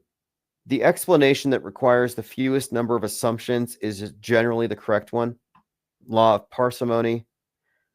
So we're talking about all these examples I gave of concurrent entertainment relating to the news. So Tinfoil Hat Guy says it's mystical synchronicity, simulation, matrix, collective unconsciousness, energy wave, quantum pattern, revelation of the method. We live in a video game and we can't know anything for sure. And that's because it's mind-blowing to look at these coincidences and recognize that these can't be coincidences. But if you haven't entertained the notion that we're being screwed with majorly by government, that they have their hands in all of the entertainment, that all of the actors have security clearances and they do psyops, if you haven't entertained that, then yeah, you're like, well, we must live in a video game and black magic occultists are telling us what they're going to do. And our collective unconsciousness is manifesting it because we live in the matrix. Like, that is insanity. And this is what they want. The people who notice what's going on can be put into the loony bins if they're taken at their word that they literally believe this stuff. In contrast, the presumable auto hoaxer says to the truther, no, it's just propaganda. That's all it is. It's propaganda. And it makes sense to consider that the co-founder and CEO of Netflix is a relative of Edward Bernays and Sigmund Freud. You put these together, it all makes sense. Cygirl says, Newsbenders was broadcast by BBC in the late 60s, early 70s. I recall watching it. Newsbenders is required watching. And in that one, they simply make the case that they're writing the news 5 years in advance. Why? Because the nuke. Because mankind became so dangerous to himself that they decided to take a more heavy-handed approach, or rather covert, but a more direct approach to controlling our minds by writing history 5 years in advance. Now, just take that idea and extend it 50 years in broad strokes, 100 years. Or if you look at the occultism and the New Age movements, aeons, thousands of years. This is going to characterize this aeon. This is going to characterize this century. This is going to characterize this decade. And as you go down closer and closer into the execution dates of these events, you're going to have to make last minute changes, I'm sure, but generally they can make the picture comport. And also the media's power to shape reality is in what it chooses to focus on. So they give inordinate attention to the fake events. The fake events that are performed on the world stage take all of the attention. They take the spotlight. So even if they only fake a small percentage, it dominates. One of the straw man arguments you will hear against the metascript theory that I'm proposing here is that, oh, you're just saying everything's fake and everybody knows about the fakery. No, it's compartmentalized. It's like a security clearance, and only a small percentage has to be faked in order to bend the news, which they do. Napoleon Bonaparte is credited with saying, history is lies agreed upon. And I would say media is lies agreed upon. So Skeptically Challenged said, and we're talking about these different events, he says, acknowledge the event, but I just don't agree that it's manipulation without evidence to confirm. And what I said here is that's what we're doing. The evidence that we are dredging up here points to consistent and predictable patterns. Media fakery is systemic. It's not a theory. It is systemic. News bending is built into the structure of mass media. Every single mystical explanation is misdirection, likely controlled opposition. And, I don't care what people think or believe. I'm more interested in what is true and verifiable. And we are verifying this stuff. And to say otherwise is to have to necessarily entertain the idea that I'm a prophet because I am consistently predicting things based off of this. But this is what we do. And we've set up a wiki in order to expand this. And I have many. In fact, let's look at one of my posts here. So if you haven't seen it yet, just go to autohoax.com. Take a look. I'm just going to grab one of my recent articles. Leave the World Behind, Predictive Programming and Donnie Darko Connections. There are several real-life developments that mirror themes and scenarios depicted in Netflix Leave the World Behind. There was stuff with the self-driving Teslas crashing. The director even acknowledged, quote, eerie coincidences, but he said it was, quote, purely accidental timing. And that's in the collider.com. Leave the World Behind. And by the way, he wrote that's the director. The author of the book is credited with having predicted 2020. So the book predicted lockdowns and the movie predicted cybersecurity concerns, plane incidents, critical infrastructure, ransomware attacks on pipelines and hospitals. And everything I'm saying here has citations. The film includes unsettling scenes of strange animal behavior.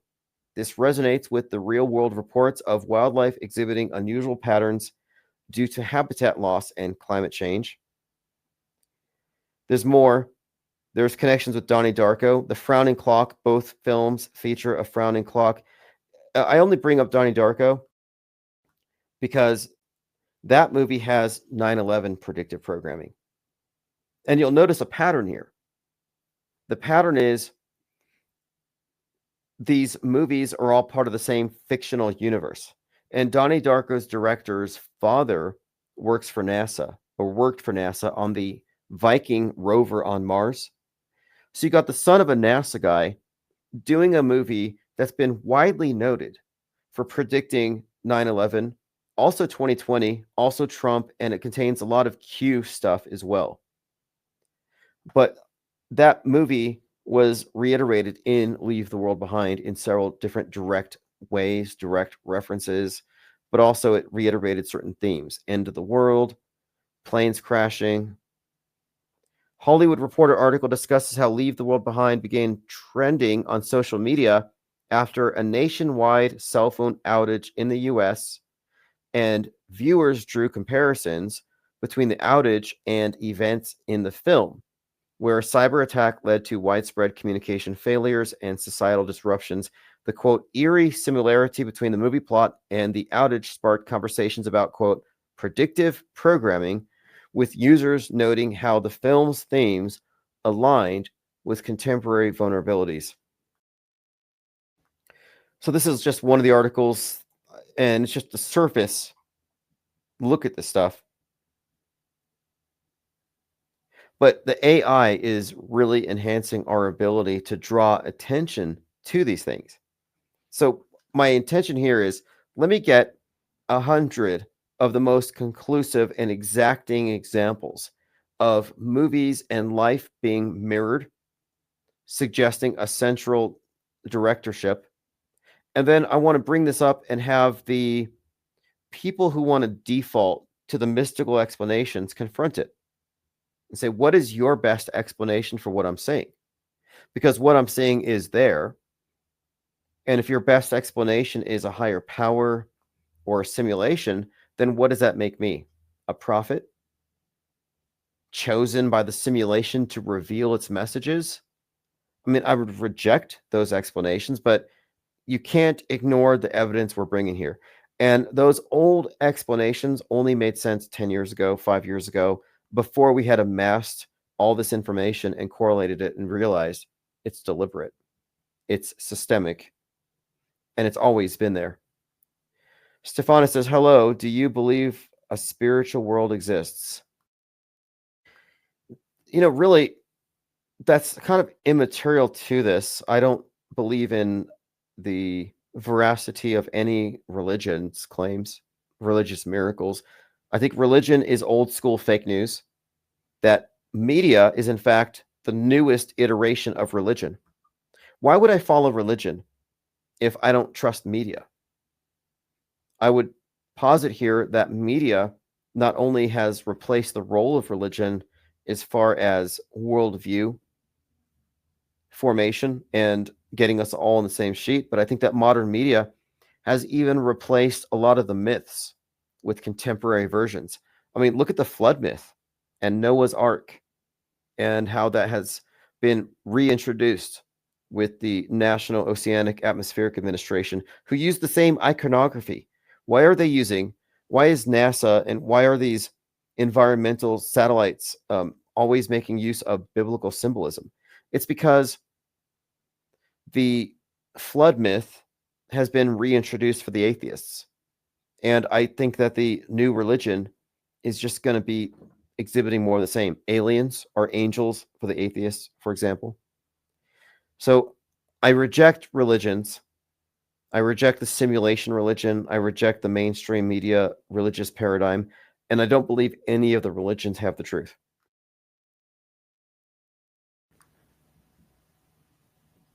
I think all religions are lies. I think the media is lies. And one of the points of discussion today on Twitter was when I accused the people who are pro-offering simulation theory or synchronicity as an explanation for news of using the divine fallacy. And there was a misunderstanding here. Divine fallacy refers to any higher power being inserted to explain what you can't explain. We're not just talking about the Judeo-Christian God. So if you're saying, no, I don't think God is manipulating Hollywood and movies and making these coincidences, I think it's the simulation. Same thing. Your simulation is a metaphysical construct. It's a God construct. Braveheart says you should start asking MSM people about what denomination they are. Fox, CNN. Yeah, it's absolutely like that. The mainstream box has two subsets: Trutherville on the right, Woketown on the left. You got the sleepers in the middle. And the woke are only woke because they're not sleepers like these people. The truthers are awake and red-pilled because they're not dreaming like the blue pillars. You see the dynamic here? Some people aren't going to be satisfied with the status quo propaganda. So they're given alternative stories so they don't call it all fake. So they don't reject it entirely. And these stories are intriguing. They get you involved. Now you can fight the New World Order, or you can fight the man. If you lean left, you go to Woketown. You lean right, you go to Trutherville. But these are both MSM plus. These are both subsets of the mainstream. They're both contained in the political horseshoe. And the political horseshoe and everything they fight about presupposes that all the fake news is real and all the fake events are real and that the fake history happened as reported, including all the psyops that we have deconstructed. So if you're woke, you're operating in that fictional universe. If you're a truther, you're in that fictional universe. Like, I'm not in the same universe as Woketown and Trutherville or Normieville. I am off the grid. And if you are a truther in a bunker, clutching your gun and your Bible, eating MREs, and listening to Alex Jones, and you're safe now because you're in your bunker, you're not off the grid, even if nobody knows where you are. You're even more on the grid than I am. And I'm like right here next to a 5G tower connected to the internet. And I say this because mentally, you're still a prisoner if you think you need to hide in a bunker from weapons of mass destruction that will not be used because they do not exist.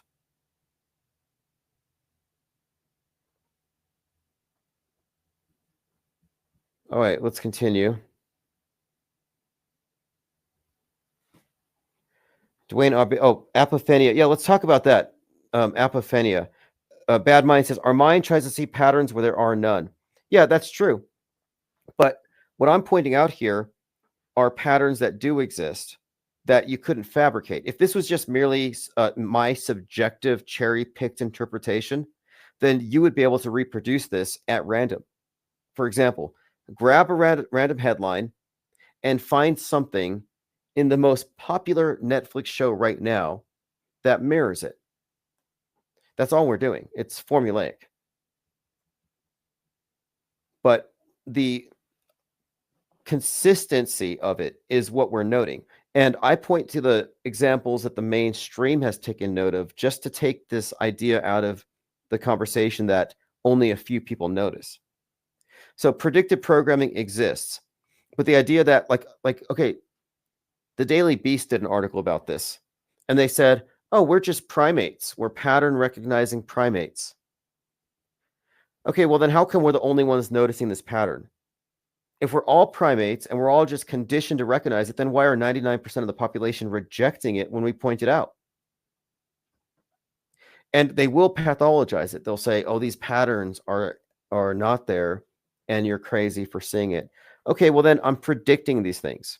I can understand accusing apophenia as being the cause of somebody who is making connections and predictions that never come true. It's very subjective. Apophenia is a form of subjectivity, a loss of objectivity. It's a form of mental illness or schizophrenia. And we are insisting on objective facts. And I'm presenting them to you. And you're welcome to ignore them or confront them. Look at my deep dive article, video on Donald Trump and all of the foreshadowing for his head wound. So it just raises the question about what media really is. But if psyops are real,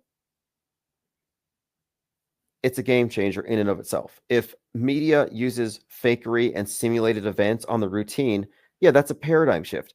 But the people who would say that there's nothing to see here are not Psy-War aware. Do you include in your assessment in what's happening on the world stage the fakery? And how far have you taken it? It's one thing to say, yeah, this launch with Bezos and Kate Perry was fake, and accept that, sure. But that must also have significance for other space agencies. It doesn't simply relate to Jeff Bezos. For example, if Musk's faking it, well, then how are these astronauts in the ISS getting the supplies that he's sending up there? If he's faking it, they're faking it. But the explanation of apophenia doesn't quite cut it, because we're talking about objectively measured things.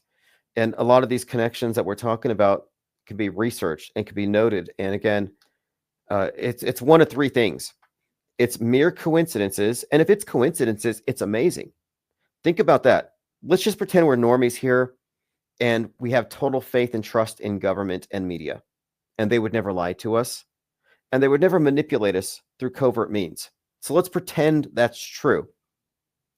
If that is the case, then Netflix has a remarkable ability to forecast the future, because their productions are being created, scheduled, and then on their release dates, real life is following them. So then you're left with major news agencies and movie film production companies are all somehow prophetic. So how do you explain that? How do you deal with the fact that they're all exhibiting the ability to forecast the future? That's not something that I could explain away. But even if you can, you're left with, okay, it's just a bunch of amazing coincidences. And then some will say, well, it's synchronicity. It's the universe. Because they recognize that this is too much to merely be coincidence.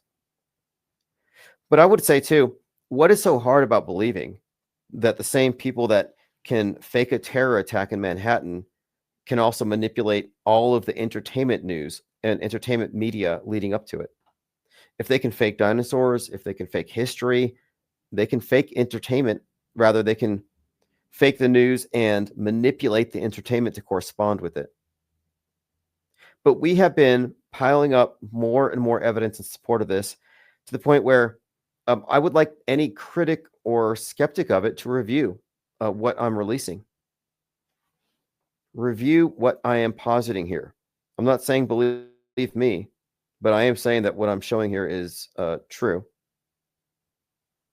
This is an accurate description of how things are happening. Media is not what you've been taught. So let me bring up this article that I posted today. I want to get through this before we leave. This one's called Reasonable Doubt in Auto Hoaxing, because I think it's a cop-out when anybody says, I don't know, I wasn't there. Okay, that's fine. You can take that position. You can say you don't know anything and your mind is feeble and incapable of discerning fact from fiction. I am forever confused and in the fog. Yeah, that's fine. You can be there. But I'm not there. And being ambiguous about what's real and fake is not an excuse to claim an intellectual high ground. Like, oh, you guys are way too certain about what you're claiming, but I have no clue what's going on. Like, well, that's nothing to be proud of. We do have a clue and we know what we're talking about. So, for example, reasonable doubt. I am 100% sure the assassination attempt in Butler, Pennsylvania was fake. And to suggest that it might have been real is the same thing as saying, well, maybe Kate Perry really went to space. Or maybe the next moon landing will be real. Well, if you know that space fakery is the norm, at no point are you going to say the next one is going to be real. The skeptic's job is not to doubt their own perceptions, but to prioritize the perceptions over what they're being told. And when there's a discrepancy, the skeptic is supposed to suspend their judgment until facts can be gathered to explain the discrepancy. After consulting the available information, they can make an informed judgment. But all of these doubts have to be addressed before claiming with certainty the event was real. But mainstream believers don't have any doubts. They have faith. Now, if a skeptic cannot prove the event false, they don't have to accept, therefore, that it's real. It's like the magic show analogy. I don't know how all these magic tricks work, but it doesn't mean it's magic. Like, I don't know how he pulled his thumb off in front of the audience. Must be magic. No, I don't know. I don't know how the astronauts are doing somersaults on the ISS. Therefore, they're in space. Nope, doesn't follow. That's called the either-or fallacy. I don't know what model the Earth is because I don't trust the globe, but since I don't have an alternative model, it must be a spinning ball. These are either-or fallacies that get you to accept a bad explanation if you can't find an alternative, and it's not really on you to in all instances, or it may not be possible, thus suspending judgment. So the approach of media is real until proven fake, that might have been okay. Like when you give somebody the benefit of the doubt, like, I'm going to assume you're telling the truth until I catch you lying. Once you catch somebody lying about something significant, then you never trust them again. Or you recognize that they're capable of lying. But if you don't know they're a liar, they can fool you all the time. Naive audiences don't know that media is a liar. It's a liar, but it's a good liar. It lies strategically when it has your trust, but it's a liar. They don't even know it's capable of lying. We do. So what I say is that we go with it is fake until proven real. And it's very easy to prove it real. So don't complain about that. If you're in media, it's your job to present the facts. The mainstream news consumers believe by default because they don't know it's a liar. They don't know about hoaxes. They don't know about media fakery. And to them, it's a conspiracy theory that the media would ever lie or fabricate something. It's a conspiracy theory that they would simulate a mass murder for political ends. So they don't know. So they don't, and I'm talking about mainstream consumers of news, they don't include in their assessment the fact that they're dealing with a liar. They're extremely naive in this regard. But if you're apprised of media fakery and psyops, then you cannot advocate for the truthfulness of a particular news story if there's any doubts, like anything at all that raises any doubts. Means that you have to assume it's fake until proven real. The skeptic can say, I don't know all the intricacies of the hoax and its performance, but I know it was a hoax. With the same confidence that we can say, I don't know that how the magician did the trick, but I know it's not real magic. So you can rest on your doubts. So are there reasons to doubt the Butler, Pennsylvania story? Well, yeah, one, Trump was involved in a wide-scale psyop called January 6th. Trump was not a clueless outsider to what happened on January 6th. We can demonstrate this in a number of instances and in different ways. But January 6th was a staged event. Ashley Babbitt did not die. Trump was also somewhat involved in the 9/11 hoax. He even claims he saw the towers hit the building. So from that, we can conclude that Trump is already involved in wide-scale psyops, even 2020. He exists as a fixture in predictive programming. Amazingly, he has shown up in various forms in entertainment since 1958. So he's a character. And that might be a hard one for people to understand, but it shouldn't be. A crisis actor pretending to have witnessed an event is a character.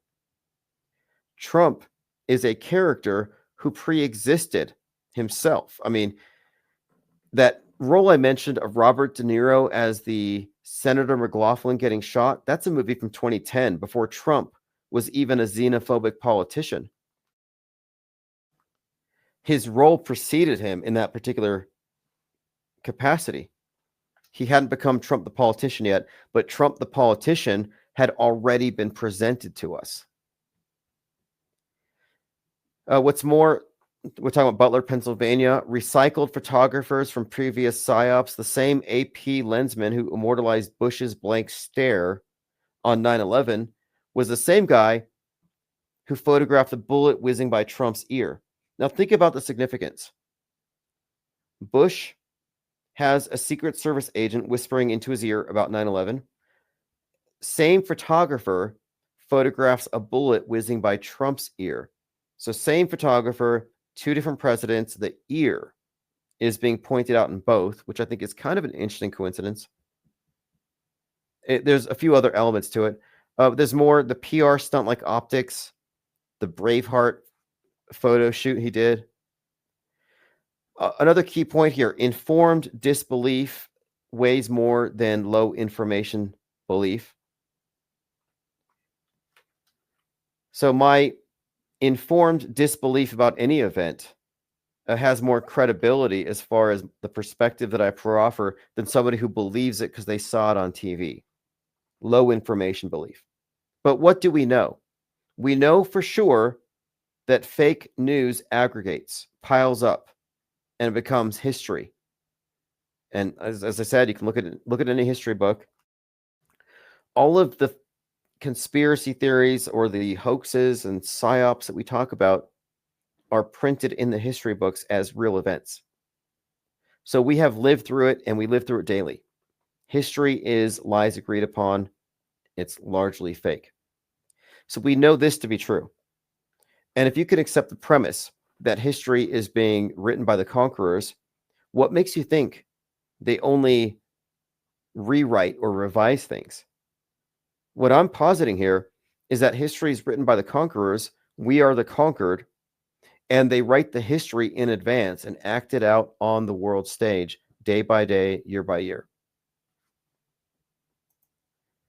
Fake until proven real only if. We're not saying everything's fake, but if there's extraordinary claims, hoax indicators, ready-made, bifurcated political agendas, crisis actors, relevant predictive concurrent programming, and drills.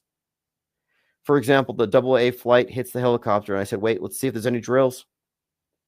We already have predictive programming. We got flight risk that just came out. Sure enough, not only were there drills at that time in that place for pulling people out of ice water, but the event itself happened in the context of a drill, a continuity of government drill for evacuating VIPs.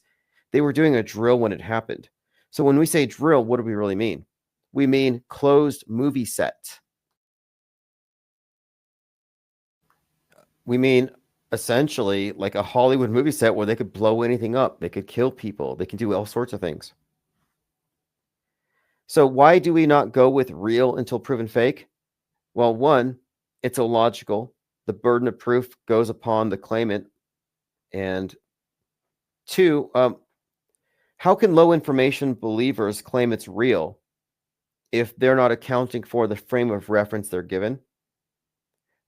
And they would claim to they would say something's real, perhaps in ignorance of the media's capability of lying. I mean, the fakeability question here is important. Like, what is fakeable? Some people don't know. They can fake terror attacks. They can fake anything. If they can fake it in the movies, they can fake it on TV. Okay, let's continue. Going through your comments. We've got about 78 people here. We're only on YouTube at the moment, but we're going to be expanding here onto some other platforms. So we're talking about why we say it's fake until proven real. Conclusion: there's plenty of reasonable doubt about the reality of the assassination attempt in Butler. In addition to predictive programming, there are many examples of concurrent programming. Stuff we didn't, some of it I haven't mentioned here. The stuff from magazines, stuff that was even noted by mainstream, stuff that happened after, like the Beetlejuice, or Time magazine, which related to the second shooting. So Ryan Routh is hanging out at the golf course with his gun.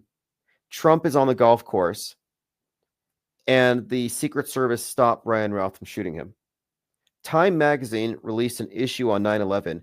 It had Trump in a sand trap on a golf course with a red flag in the back. And the headline was, Trump's in trouble. So I'm like, that's interesting. 9/11, Trump's in trouble, golf course, sand trap, red flag. It all points to it.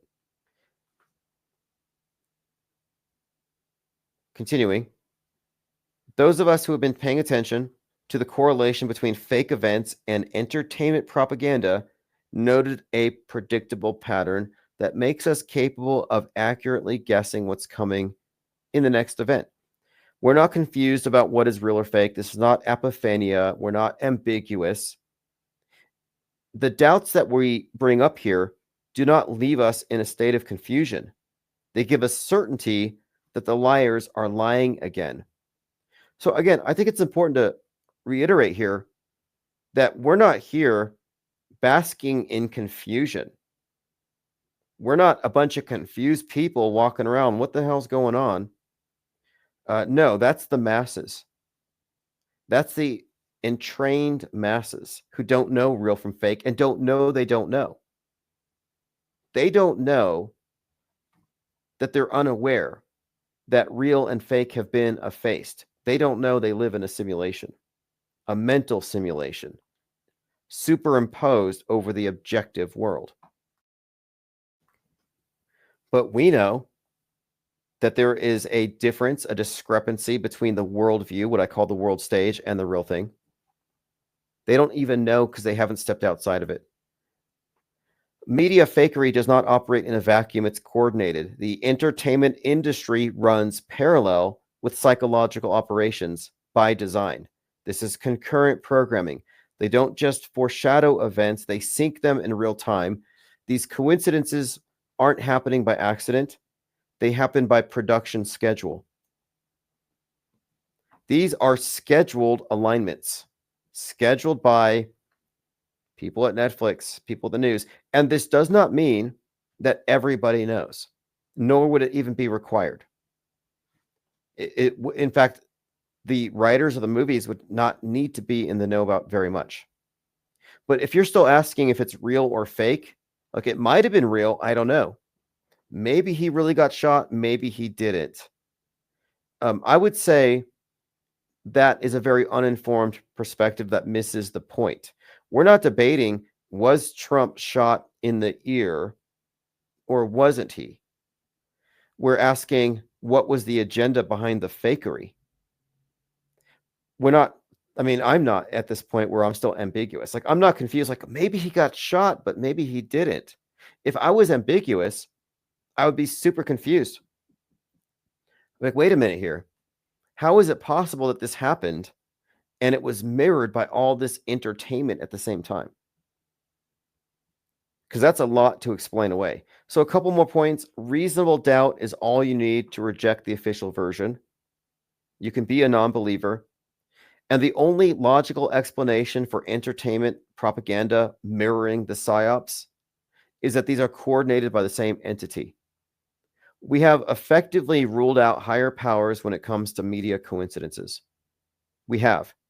And if you disagree, I would invite you to point out one single media entertainment event that could only have been orchestrated by something higher than man. Show me the hand of God at work. Show me the hand of the simulation at work. Just one time.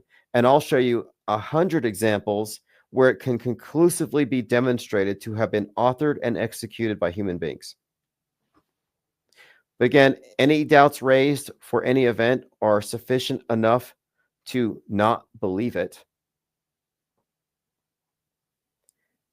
So I have a couple of articles linked here. If you haven't seen these, 11 Trump predictive programming examples.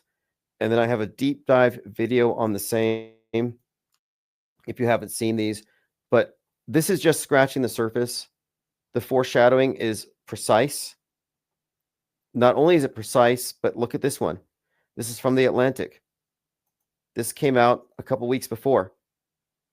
It has a red curtain over Trump's head. It looks like blood dripping down his face. We were talking about this before it happened. Look at the ear. The top of the ear, exactly where Trump got shot. And this is the third example I can point to from The Atlantic, foreshadowing the same. I found this out after the fact. Let's say you were watching Batman Caped Crusader and you see the finale. Well, you got this character, Rupert Thorne, very Trump-esque, and Batman sends him a warning. And the warning shot is in the form of a boomerang that cuts his right ear. And then it cuts off, and we're waiting for season 2. Bit of foreshadowing, another Batman connection to the whole thing. But again, Batman declares war on Rupert Thorne.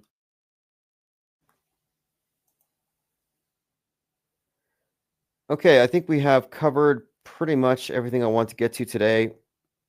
I was mostly interested in, troubleshooting. I wanted to make sure we didn't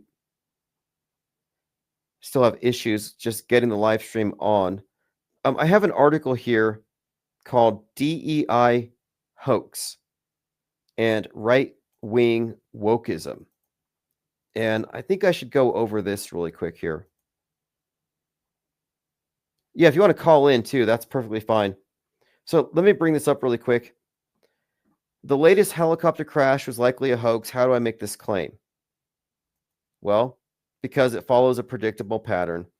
The right blamed this one on DEI, as they did the previous one. The left blames Trump for firing air traffic control. The right blames DEI.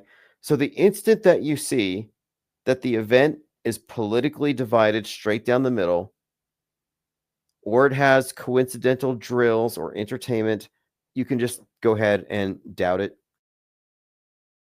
Jason Goodman couldn't find evidence of it on the ground. But then there's this. Here's Ann Coulter. She says, I wonder why it took them so long to tell us who the pilot was. She did the same thing with the previous one. The implication being, because it's a non-white pilot, the crash was caused by Democrat DEI policies. Now, this is the standard talking point of the far right. And I'm saying that reality doesn't always perfectly split down the middle and follow a predictable course. And so instead of asking, is it even real? Right-wingers will say, this was caused by DEI. And left-wingers, of course, will say the opposite, or they'll accuse the right of being racist.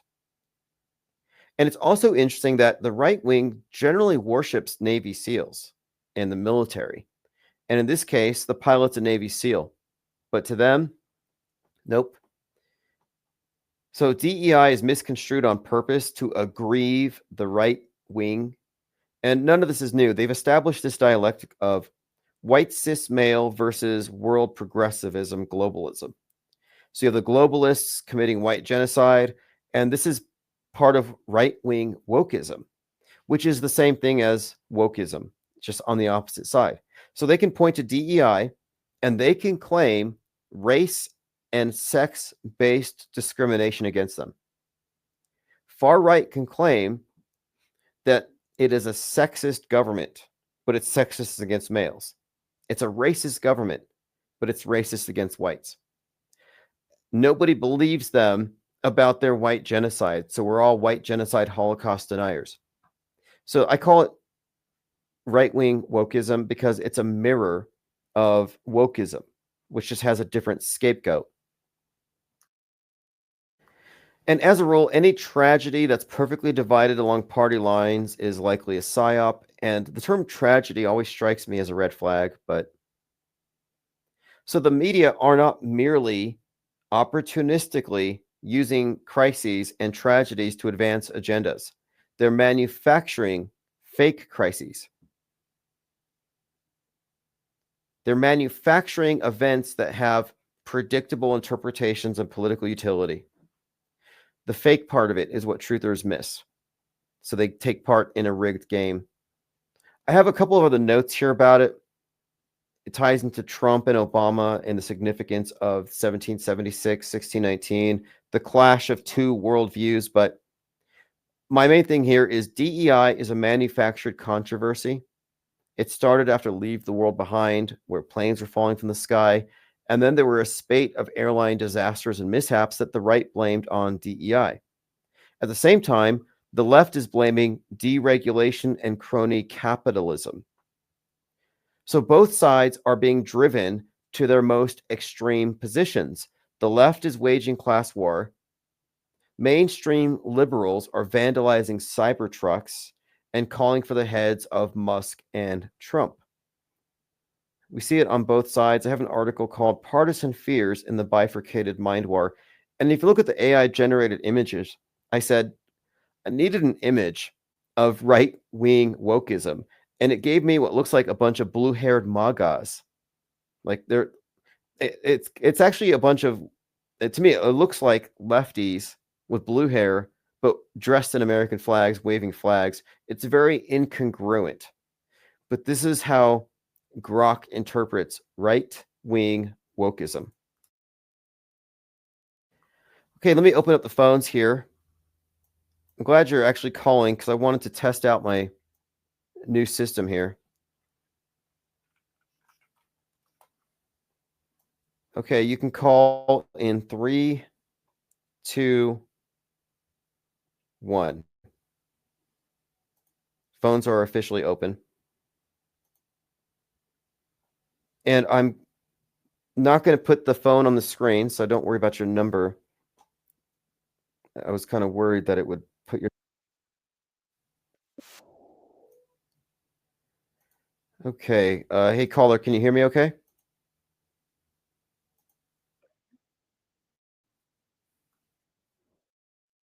Oh, Leo Pirate. Okay. Well, we covered a lot of ground tonight. We've been live for a couple of hours here after a few glitches, but what is your take on the contemporary PSYOPs?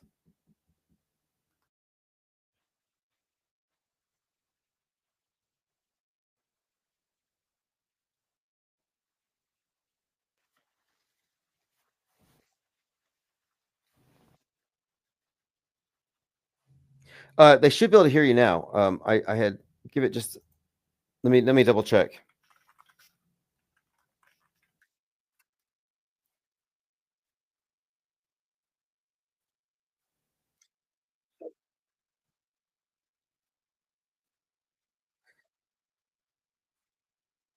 Oh no, I am in fact sharing. I am sharing the screen, but it's just not on the stage. Nothing yet. They're saying. Okay. Probably goes with the shared window, okay. and I get, yeah, you Okay. wouldn't want to put. Let me see if I can, in some way. I want to find out. If Yeah, not show the number. Yeah, not show the number. Maybe like another tab. Yeah, exactly. If you had like, yeah, another tab and dragged in the whole window or something. Right. Okay, let me see if I can make that happen. Okay, I think I might have solved the problem. Okay. This is just me talking to see if anyone can hear me and all that stuff. Yeah, I'm talking, testing 1, 2, 3. I'm seeing if it... pretty sure we're good. Yeah. Okay. Yeah, I'm pretty sure we're good. Let me just give a couple more seconds for anybody in chat. If you can give me some feedback, clear sound. Yeah, people are saying loud and clear. Okay. Okay. Good. Okay. Good. Fantastic. Yeah. And I was going to say, yeah, also for the gremlins and issues, StreamYards is really good in terms of what I've seen. I have not personally used it. I use OBS and Restream, but StreamYards is minimal setup, takes away all the bit rate, all the settings in OBS. So I definitely think StreamYards is a good way moving forward, though I know it's paid, but it's something to keep in mind. It also resizes you really nicely. Like we can see when you're not having anything on the screen, you're full. When you put something on the screen, it automatically resizes. So it's pretty good. Right. Yes.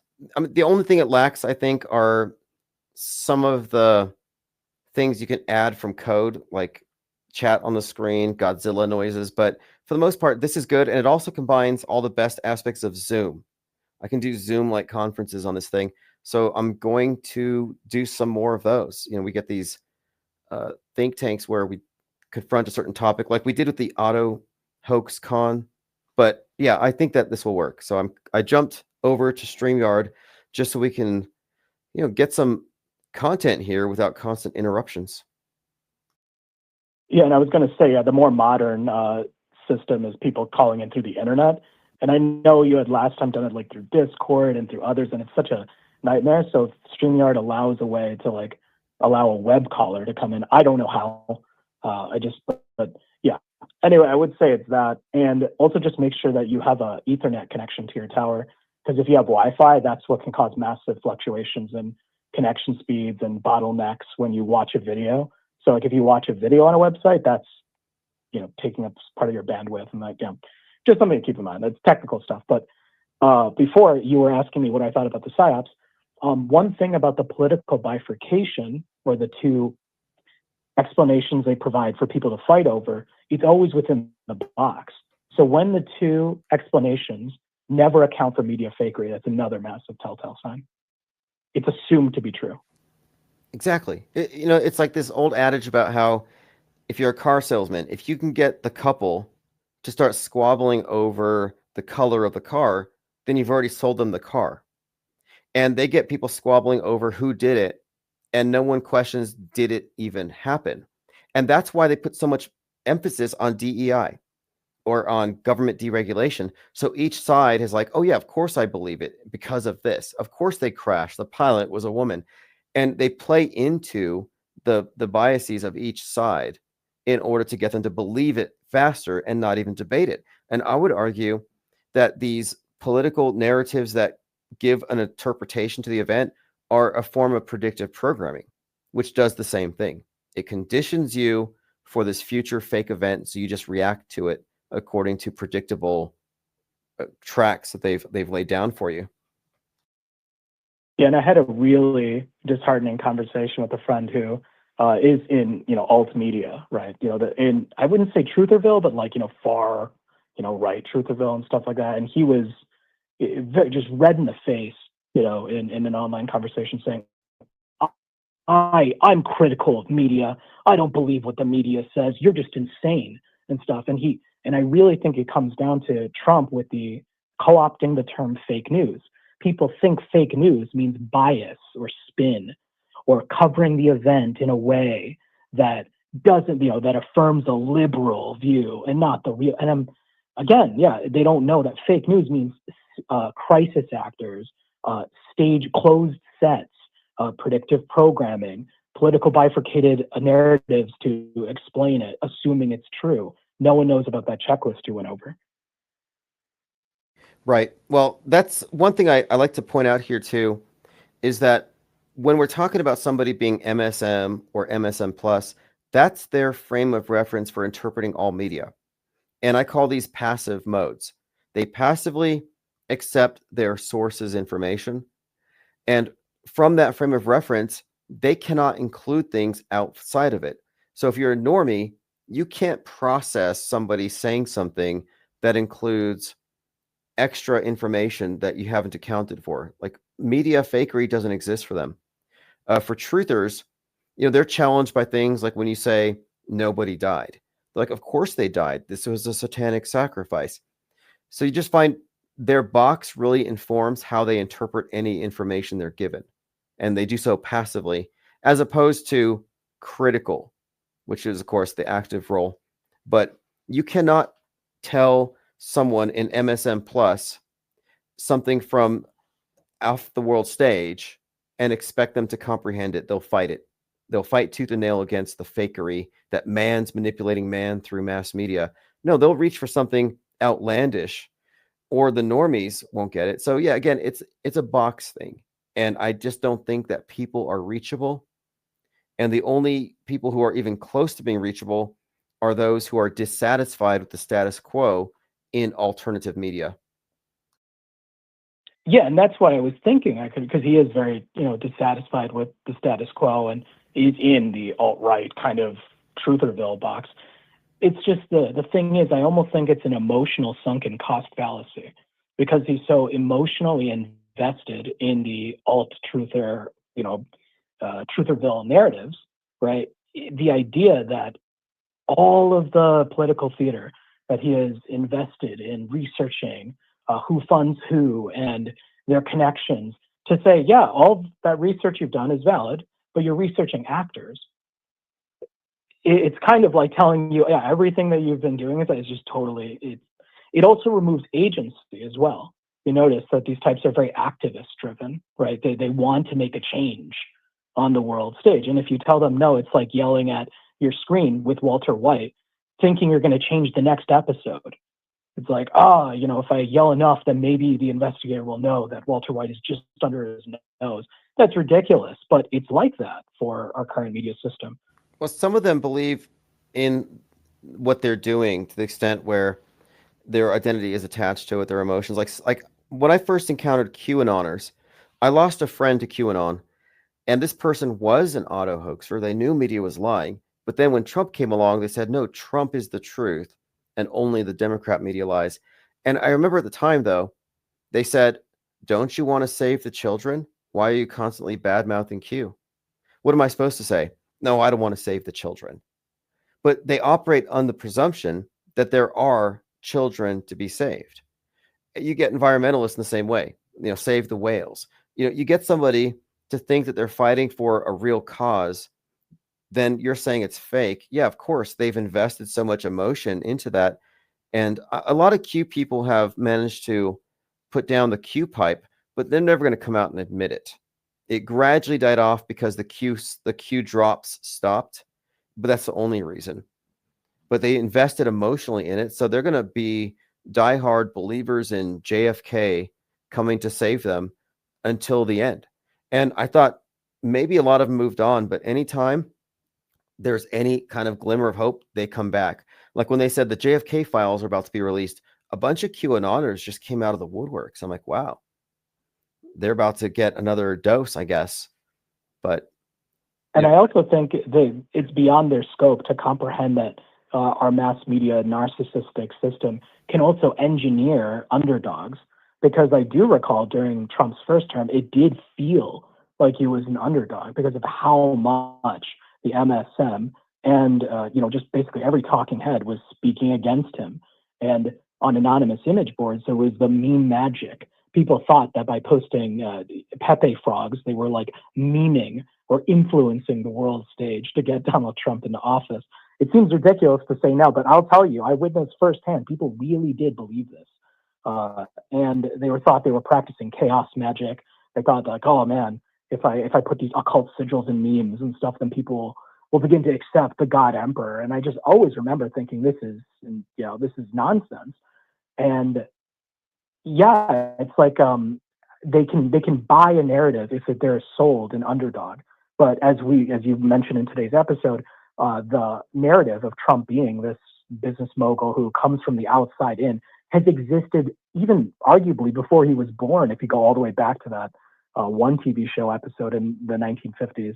And if you think the Ingersoll Lockwood books are actually truly dated, not retroactively made to fit into a narrative. Right. And by the way, Trackdown came out in 1958, so he would have been 12. And that came out on May 9th, 1958. The next day is the date for a Quantum Leap episode where Sam goes back into 1958, same date as Trackdown, basically, and he's a cab driver. And in the back seat is Fred, Christ Trump, and a young Donald Trump who would have been 12.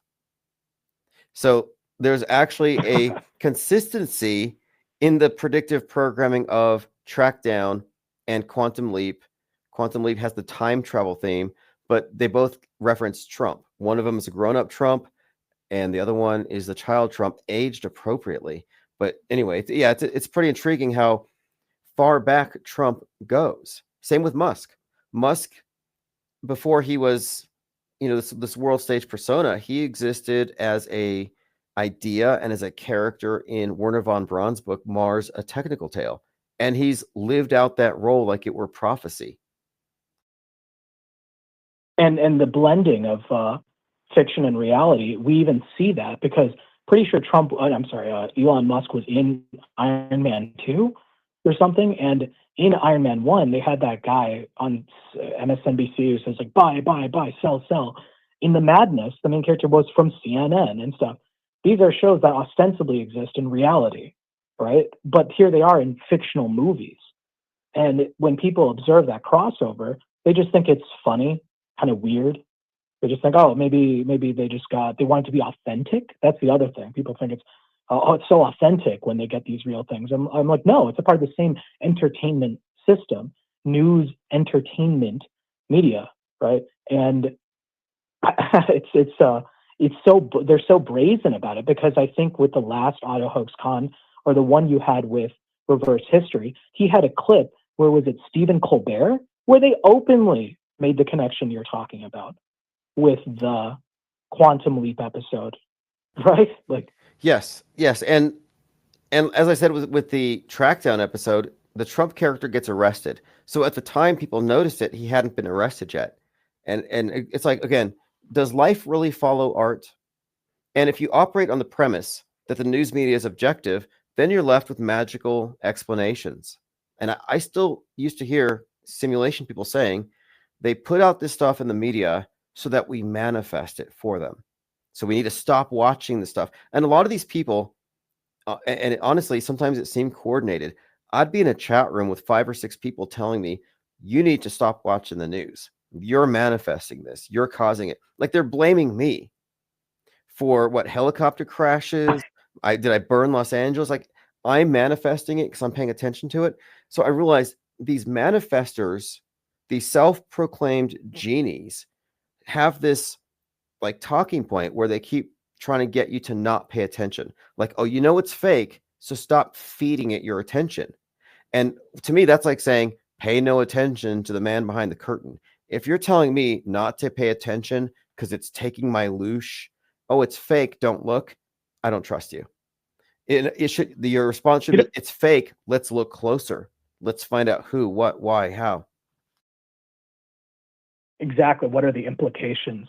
And I'll tell you, long before I found the IPS, that was the model I had ascribed to, because of the book, The Kybalion, which is a translation of the Emerald Tablets, which essentially posits that idea that the polarities of reality can be, you can attune mass populations to it to manifest or crystallize it in reality.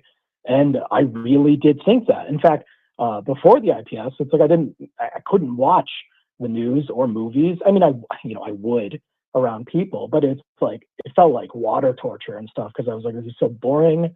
I can clearly see what kind of suggestions they're putting in this. It's just like, whatever. But then, I also was apprised of media fakery. I did know about a Sandy school.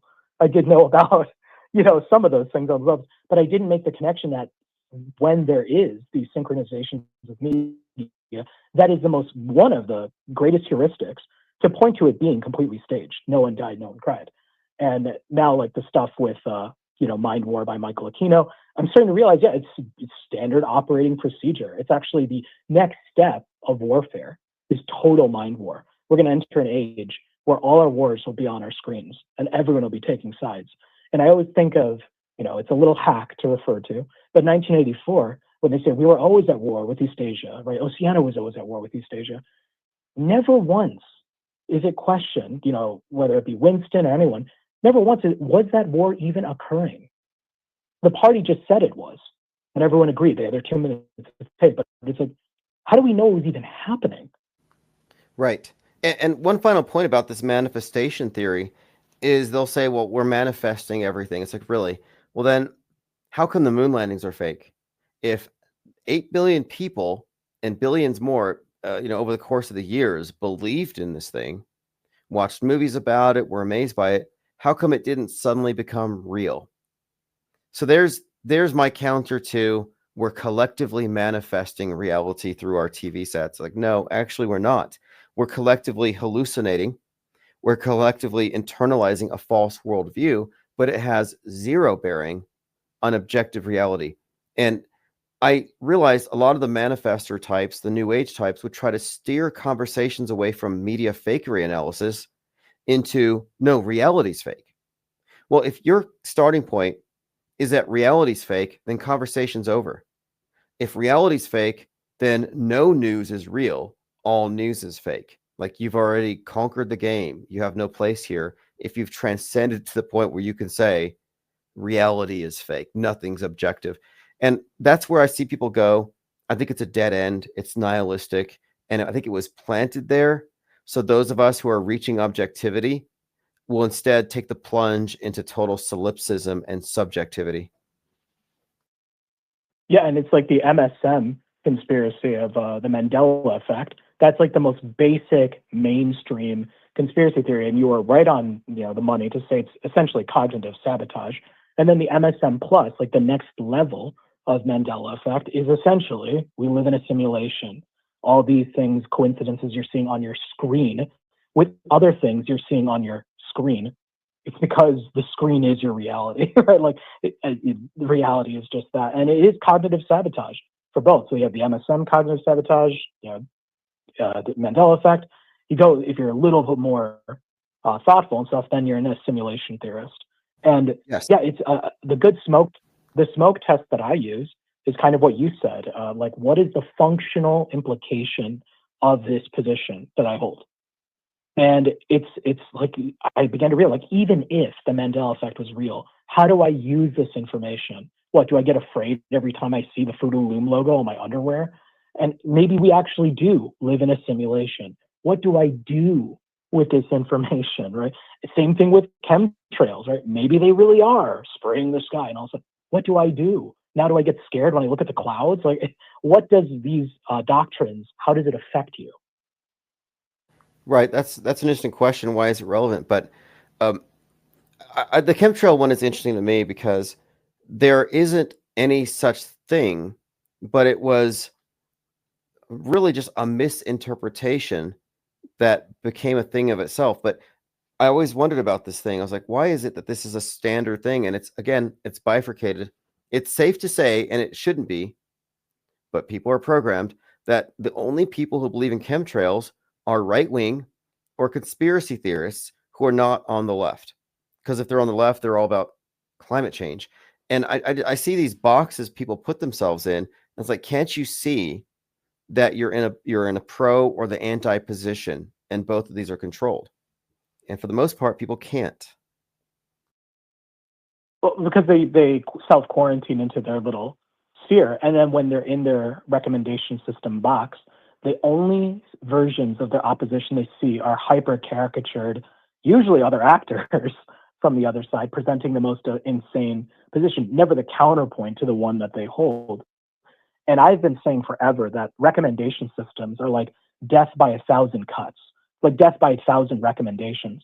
The For You page on TikTok, the related videos, the front page of YouTube, machine learning algorithms have so much data access to. They've effectively put us all in our own echo chamber.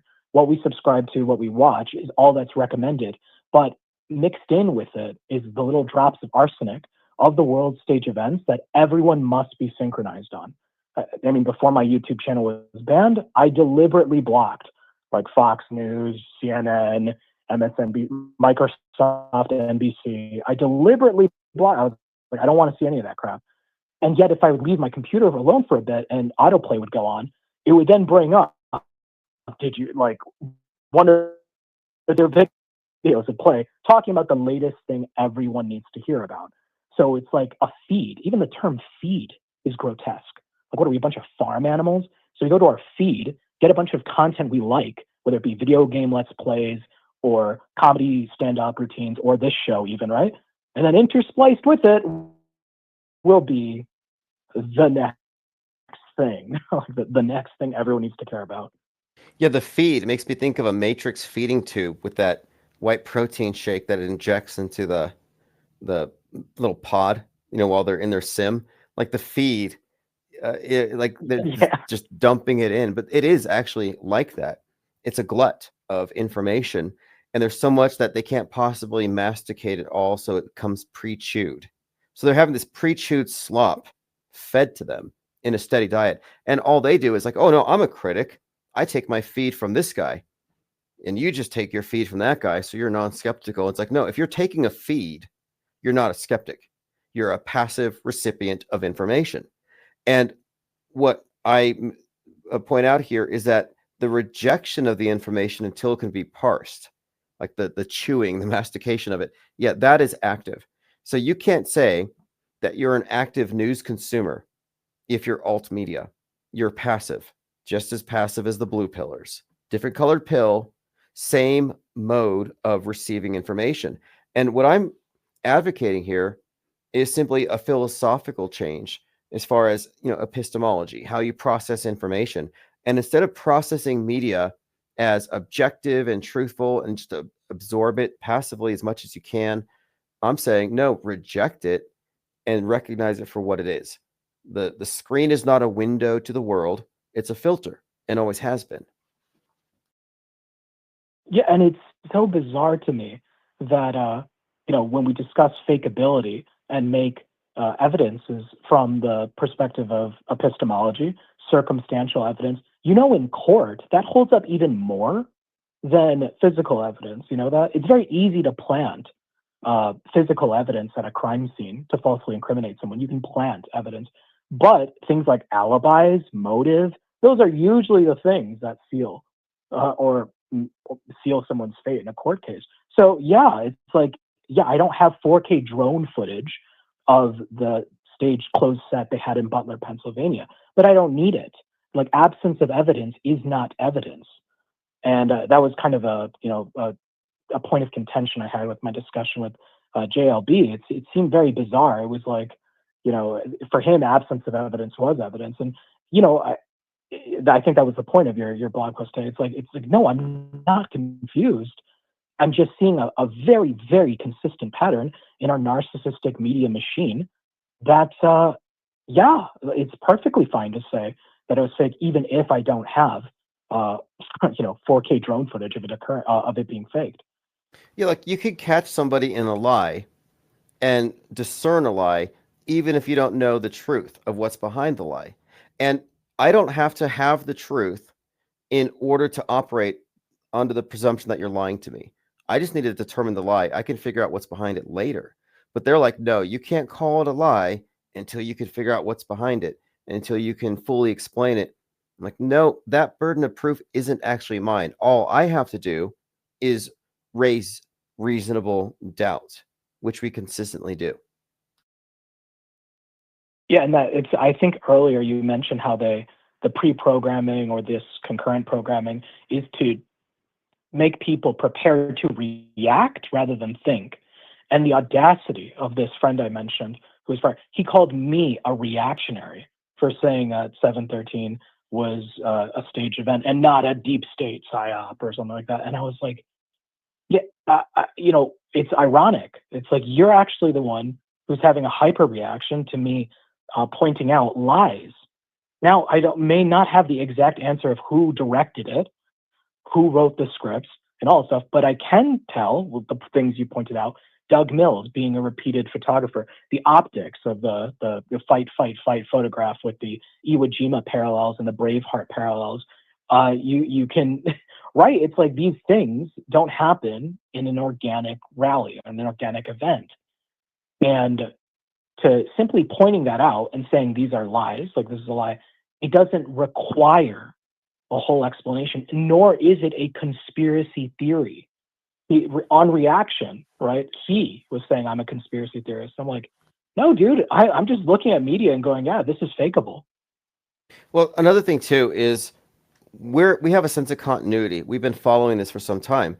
And if you consider Trump's role in the January 6th hoax, and he has to be implicated, I can demonstrate this, even with his relationship with Ashley Babbitt's mom, Trump is either a total fool, a moron, and a dupe, or he's in the know. Take your pick. But his involvement in January 6th as a stooge, complicit, as an active agent in this honeypot means that he was not a threat to any system or deep state. That's all a hoax. So why would he be targeted for assassination by the deep state? Because he's already part of them. But if you recognize that he's a part of that hoax, then he's a part of every hoax. That these are not separate from him. Like, it's not like he's a rogue businessman fighting the deep state and they got to take him out. That's all World Wrestling Entertainment fantasy. It's fan fiction. But like, I'm not trying to wake people up if they're in the political horseshoe. What I want to do is aggregate those who figured it out and get every single one of us into this third branch of media, and we can study the spectacle together. Those who are participating in it may never step out of it. They will live in that cult for the rest of their lives. I mean, it depends, but I don't have any sort of agenda to try to, quote, wake people up, but it's interesting to try just to see how they react. Yeah, and it's again this contact of mine. I just asked him to be consistent because he is how do I put this plainly? A revisionist. I hope you understand what I mean by that.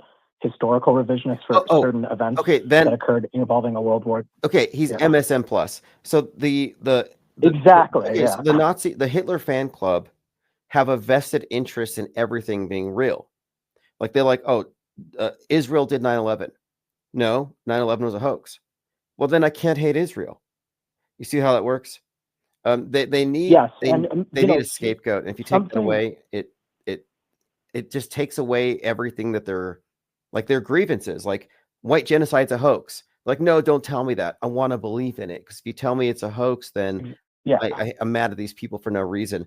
So yeah, exactly. The guys in the MSM box, you're not going to get them out. and it's sad because it's like for him identifying propaganda so well, how can he not see the propaganda targeted towards him? I always noticed this with the Lucky Larry Silverstein bit where he said, "Oh, we got to pull it." I'm like, that's from a documentary. I'm like, that's from the script, right? I was like, that was televised, and even the footage of one witness talking about the dancing Israelis, right?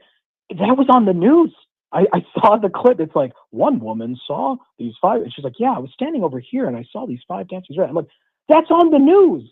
I was like, "You're using the same news apparatus There are two to groups. prove that perspective." Yeah, there's two groups you cannot wake up. Normies maybe, but like alt media, if they're seeing through fakery, but the two you can't wake up the woke. That's the thing, is the woke are the most deeply programmed. You can't reach the wokes on the left because they're married to big government and attached to their critical race theory and their anti-white male thing. You can't wake up the alternative or the right wing woke because they're married to their central thesis that Jews control the world, and they're being victimized and they're being turned into, or they're being genocided, and their women are being turned into tax slaves, and their families are being broken up. Like, no, you can't wake up the woke, whether it's right-wing woke or left-wing woke. You can only reach, in my opinion, you can only reach those who are skeptical of mainstream, but not drinking the Kool-Aid at Jonestown, Alex Jonestown. So there's only a segment, but yeah. Your friend's right-wing woke. Yeah, pretty much. Yeah, and it's such an undeniable, like, basically they turn into anecdotes like, well, I saw this that confirms this, and they not knowing that their real life experiences that affirm a hoax, that doesn't make the hoax real. So, for example, like with the 713, the female Secret Service agents acting incompetent, clearly unqualified for the job. He's like, well, I've seen this and this and this. I'm like, yeah, that still doesn't make it real. In fact, I'd argue the fact that it was decorated in that way makes it more of a staged event. Oh yeah, they deliberately decorate these events with things people already believe in. In my immediate reaction on 713, I said, watch, the incompetent Secret Service women will be pointed out as the right wingers will say as DEI got Trump killed or almost got him killed. I called that out before they used that as a standard talking point. So that means, again, it's a narrative to get people debating over the cause of the event rather than questioning why it even happened or if it even happened. Right. So who's responsible? What could have been done? What are the effects? Not did it even happen? That never enters their frame of reference. And yeah, I hope, if anything, if I'm going to talk about last thing, because I know you've been going on for so long, if I ever have any predictions, I think there's going to be a fake controlled demolition of the world stage where the dinosaur media, the MSNBC, Microsoft NBC, CNN, Fox News, they're all going to, crash out. Everyone will see past the illusion, and the new illusion will be your favorite YouTuber or your favorite talking head, right? That are promoted. Your favorite influencer. That will become the new MSM. Will be your favorite TikToker or streamer or YouTuber. Because for all intents and purposes, no people in their 20s or younger watches the dinosaur media. Never. They never do. But they do have influencers who are just as much on the world stage. Like everyone talks about Tucker Carlson, all stuff. Nobody talks about Mr. Beast, right? No one talks about Penguin Zero or Critical or these other, your Stu Peters, your Laura Loomers. You're the only one I've seen identify that these figures could also be on the world stage. No one ever touches them because they're more organic, right? They're, I follow them on Twitter. I commented on their last video. They know me. Oh, people, right? they fall. It's even more dangerous. They fall for the fake grassroots. It's a clever thing. Like, these people are real, they're organic. No, they're not. When I started this channel, this guy Baked Alaska was this alt-right person walking around. And I remember we trolled his YouTube channel, and I got him to shout out Infinite Plane Society. Now, interestingly enough, he was pointed out to me by somebody I suspected of being some kind of an operative. And I thought that was interesting because he had pointed out a number of figures that we had kind of targeted with our trolling. Well, Baked Alaska is the one on January 6th who was coughing COVID on Nancy Pelosi's phone. So he was like a central figure in that story. And if you look at the arc of this character, who he's associated with, who he knows, it's a who's who of agents and operatives planted at the grassroots 8 years before 2020, so that they could essentially execute that and make it look like they were grassroots. So yeah, there's a lot of AstroTurf, fake grassroots out there, and it convinces people they can't see the wolves in sheep's clothing. Well, hey man, you're talking about the guy who authored the book on meme magic. So he's real, man. He's real. I followed him. So I never did. I'm joking, of course. But it's so, that's what I'm saying is the media criticism people have, that we really need to also be forward thinking about it also applying to these world stage characters that have X's, Twitters, YouTube channels and stuff, because I think that's going to be the next step, because no one, even older people these days, are getting into Instagram reels and stuff. Like, people are just, the TV channels are totally dead. If anything, their clips are only replayed on these, like, kind of like a zombie forced out into the public consciousness. Like you said, force memed, right? So all the people who are media advocates that these events really occurred, they're force memeing these events. Yeah, that's true. And I don't watch TV. I really don't have the time to sit around. But a couple of years ago, I had an extended stay at this motel, and I kept CNN on the whole time. And I was watching it, knowing what I know about how media works. And I was just saying, okay, what is being put out there that they are experiencing? And I noticed things right away.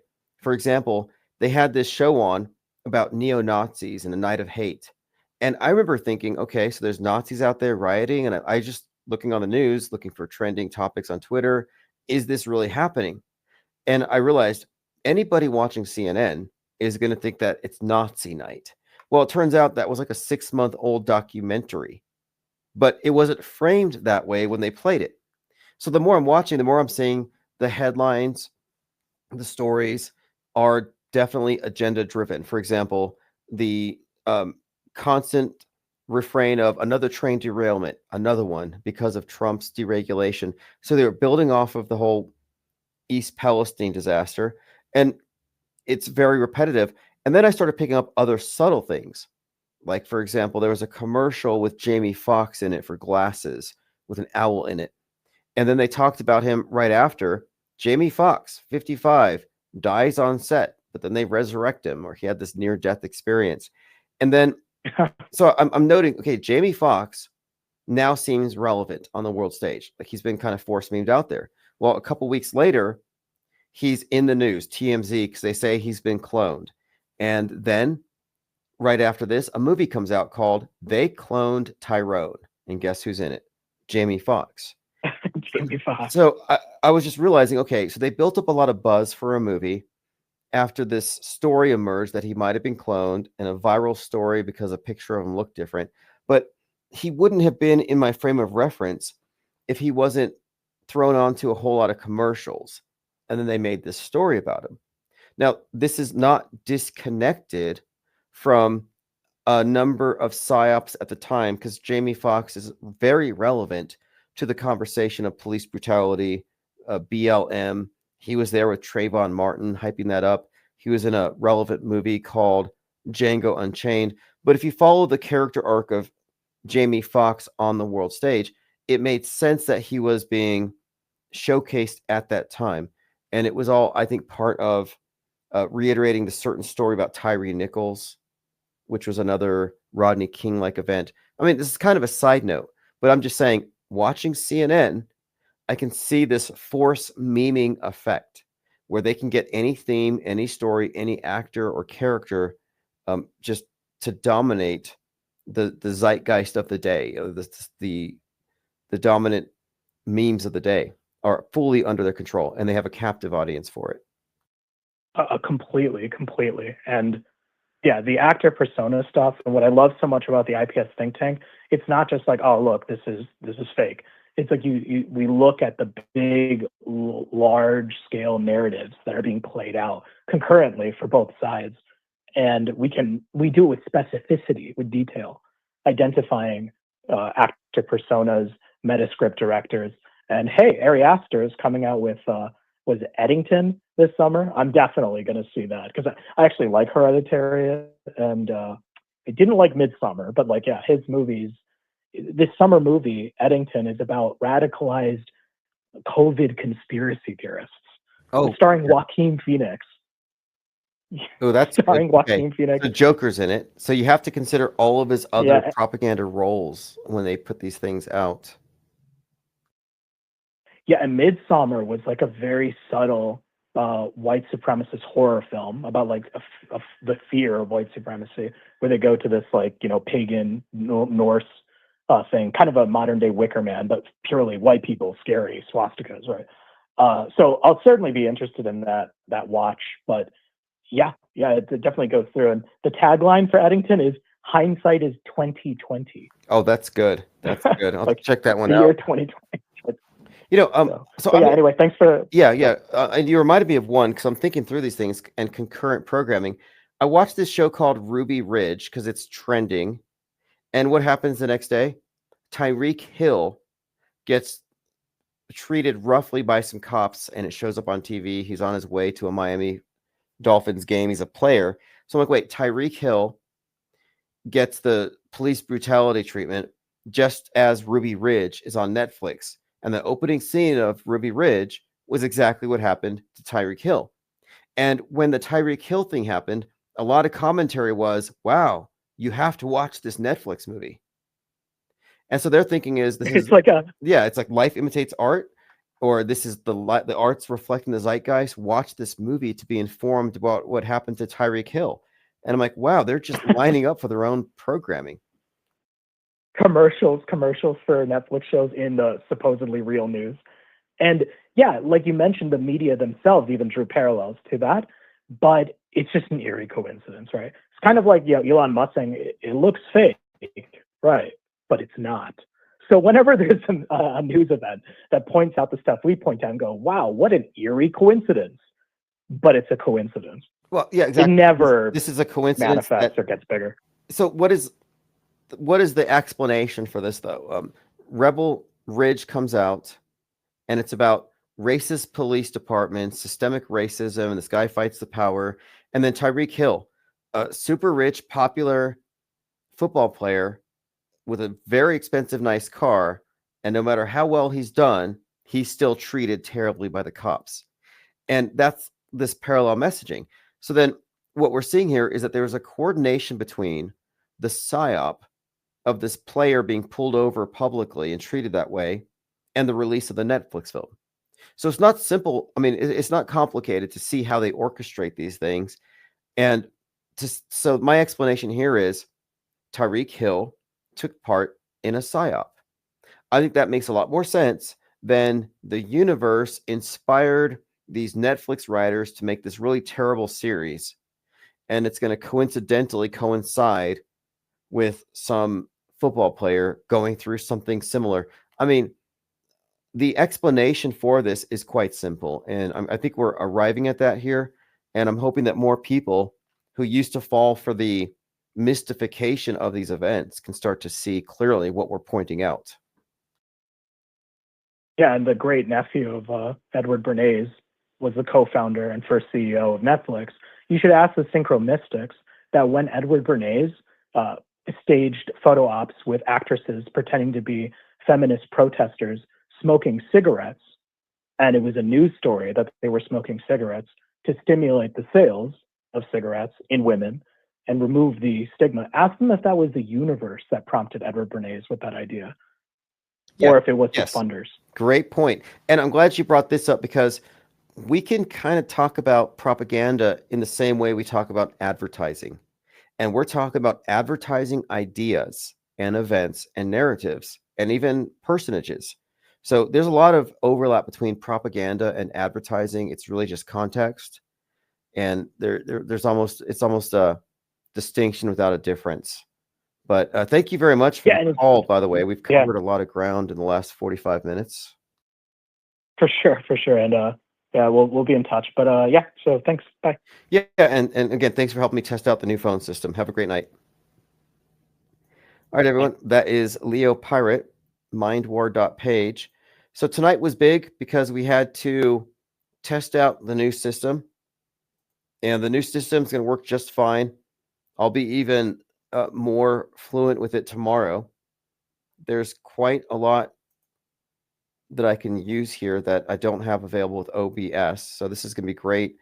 We've been talking about space fakery, concurrent programming, media manipulation. These things are all integrated. If you're at the point where you're willing to accept that Kate Perry faked going to space, everything else we're talking about here shouldn't be a challenge at all. There's no separate entity faking space and faking terror and faking history. It's all monolithic and uniform, coming from the same place. We've talked about the fact that we live in Black Ops 2, and a lot of people are noticing. Russia is about to bomb us from space with nukes. Here's a quote from Tenet. It's the bomb that didn't go off. The danger no one knew what was real. That's the bomb with the real power to change the world.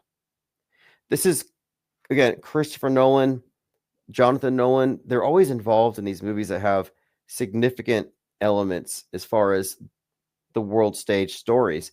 And in this case, it's an enigmatic quote about a bomb that didn't go off, but had the real power to change the world. And in the context of Oppenheimer and Fallout and all their other movies that have relevance to fake events, I think that might be something of a statement about the fake nuke, and how the fake nuke, when it became real, it reframed geopolitics. It changed the world, and it put everybody at the mercy of various world dictators and at the mercy of their own leaders to keep them safe. It put us into the end times. Like, I don't believe we are in the end times. I'm not a religious cultist. If you're a mainstream believer, you must therefore believe we are in the end times. Whether it's planet killer asteroids, nukes, or climate change, you might as well not save for the future, because it's all going to end. I'm not an end times believer. Here's a quote from Orwell. Erase a people's past and you control their future. Well, they do this. They erase our past, but they do so by inundating our news with fake news and covering up whatever is really happening and superimposing a false paradigm over it. So they may not be technically erasing our past, but in a sense that they're making up and confabulating the now that becomes the past. It's tantamount to the same thing. And they do, in fact, control the future.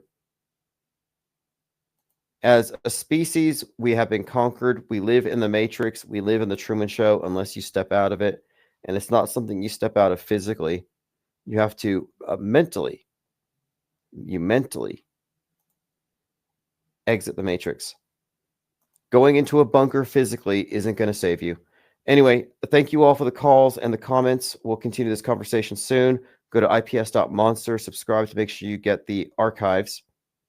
And the upcoming archives that I upload do have infographics and transcript summaries, courtesy of Perplexity AI, ChatGPT, and Claude. So you don't want to miss it. Have a great evening.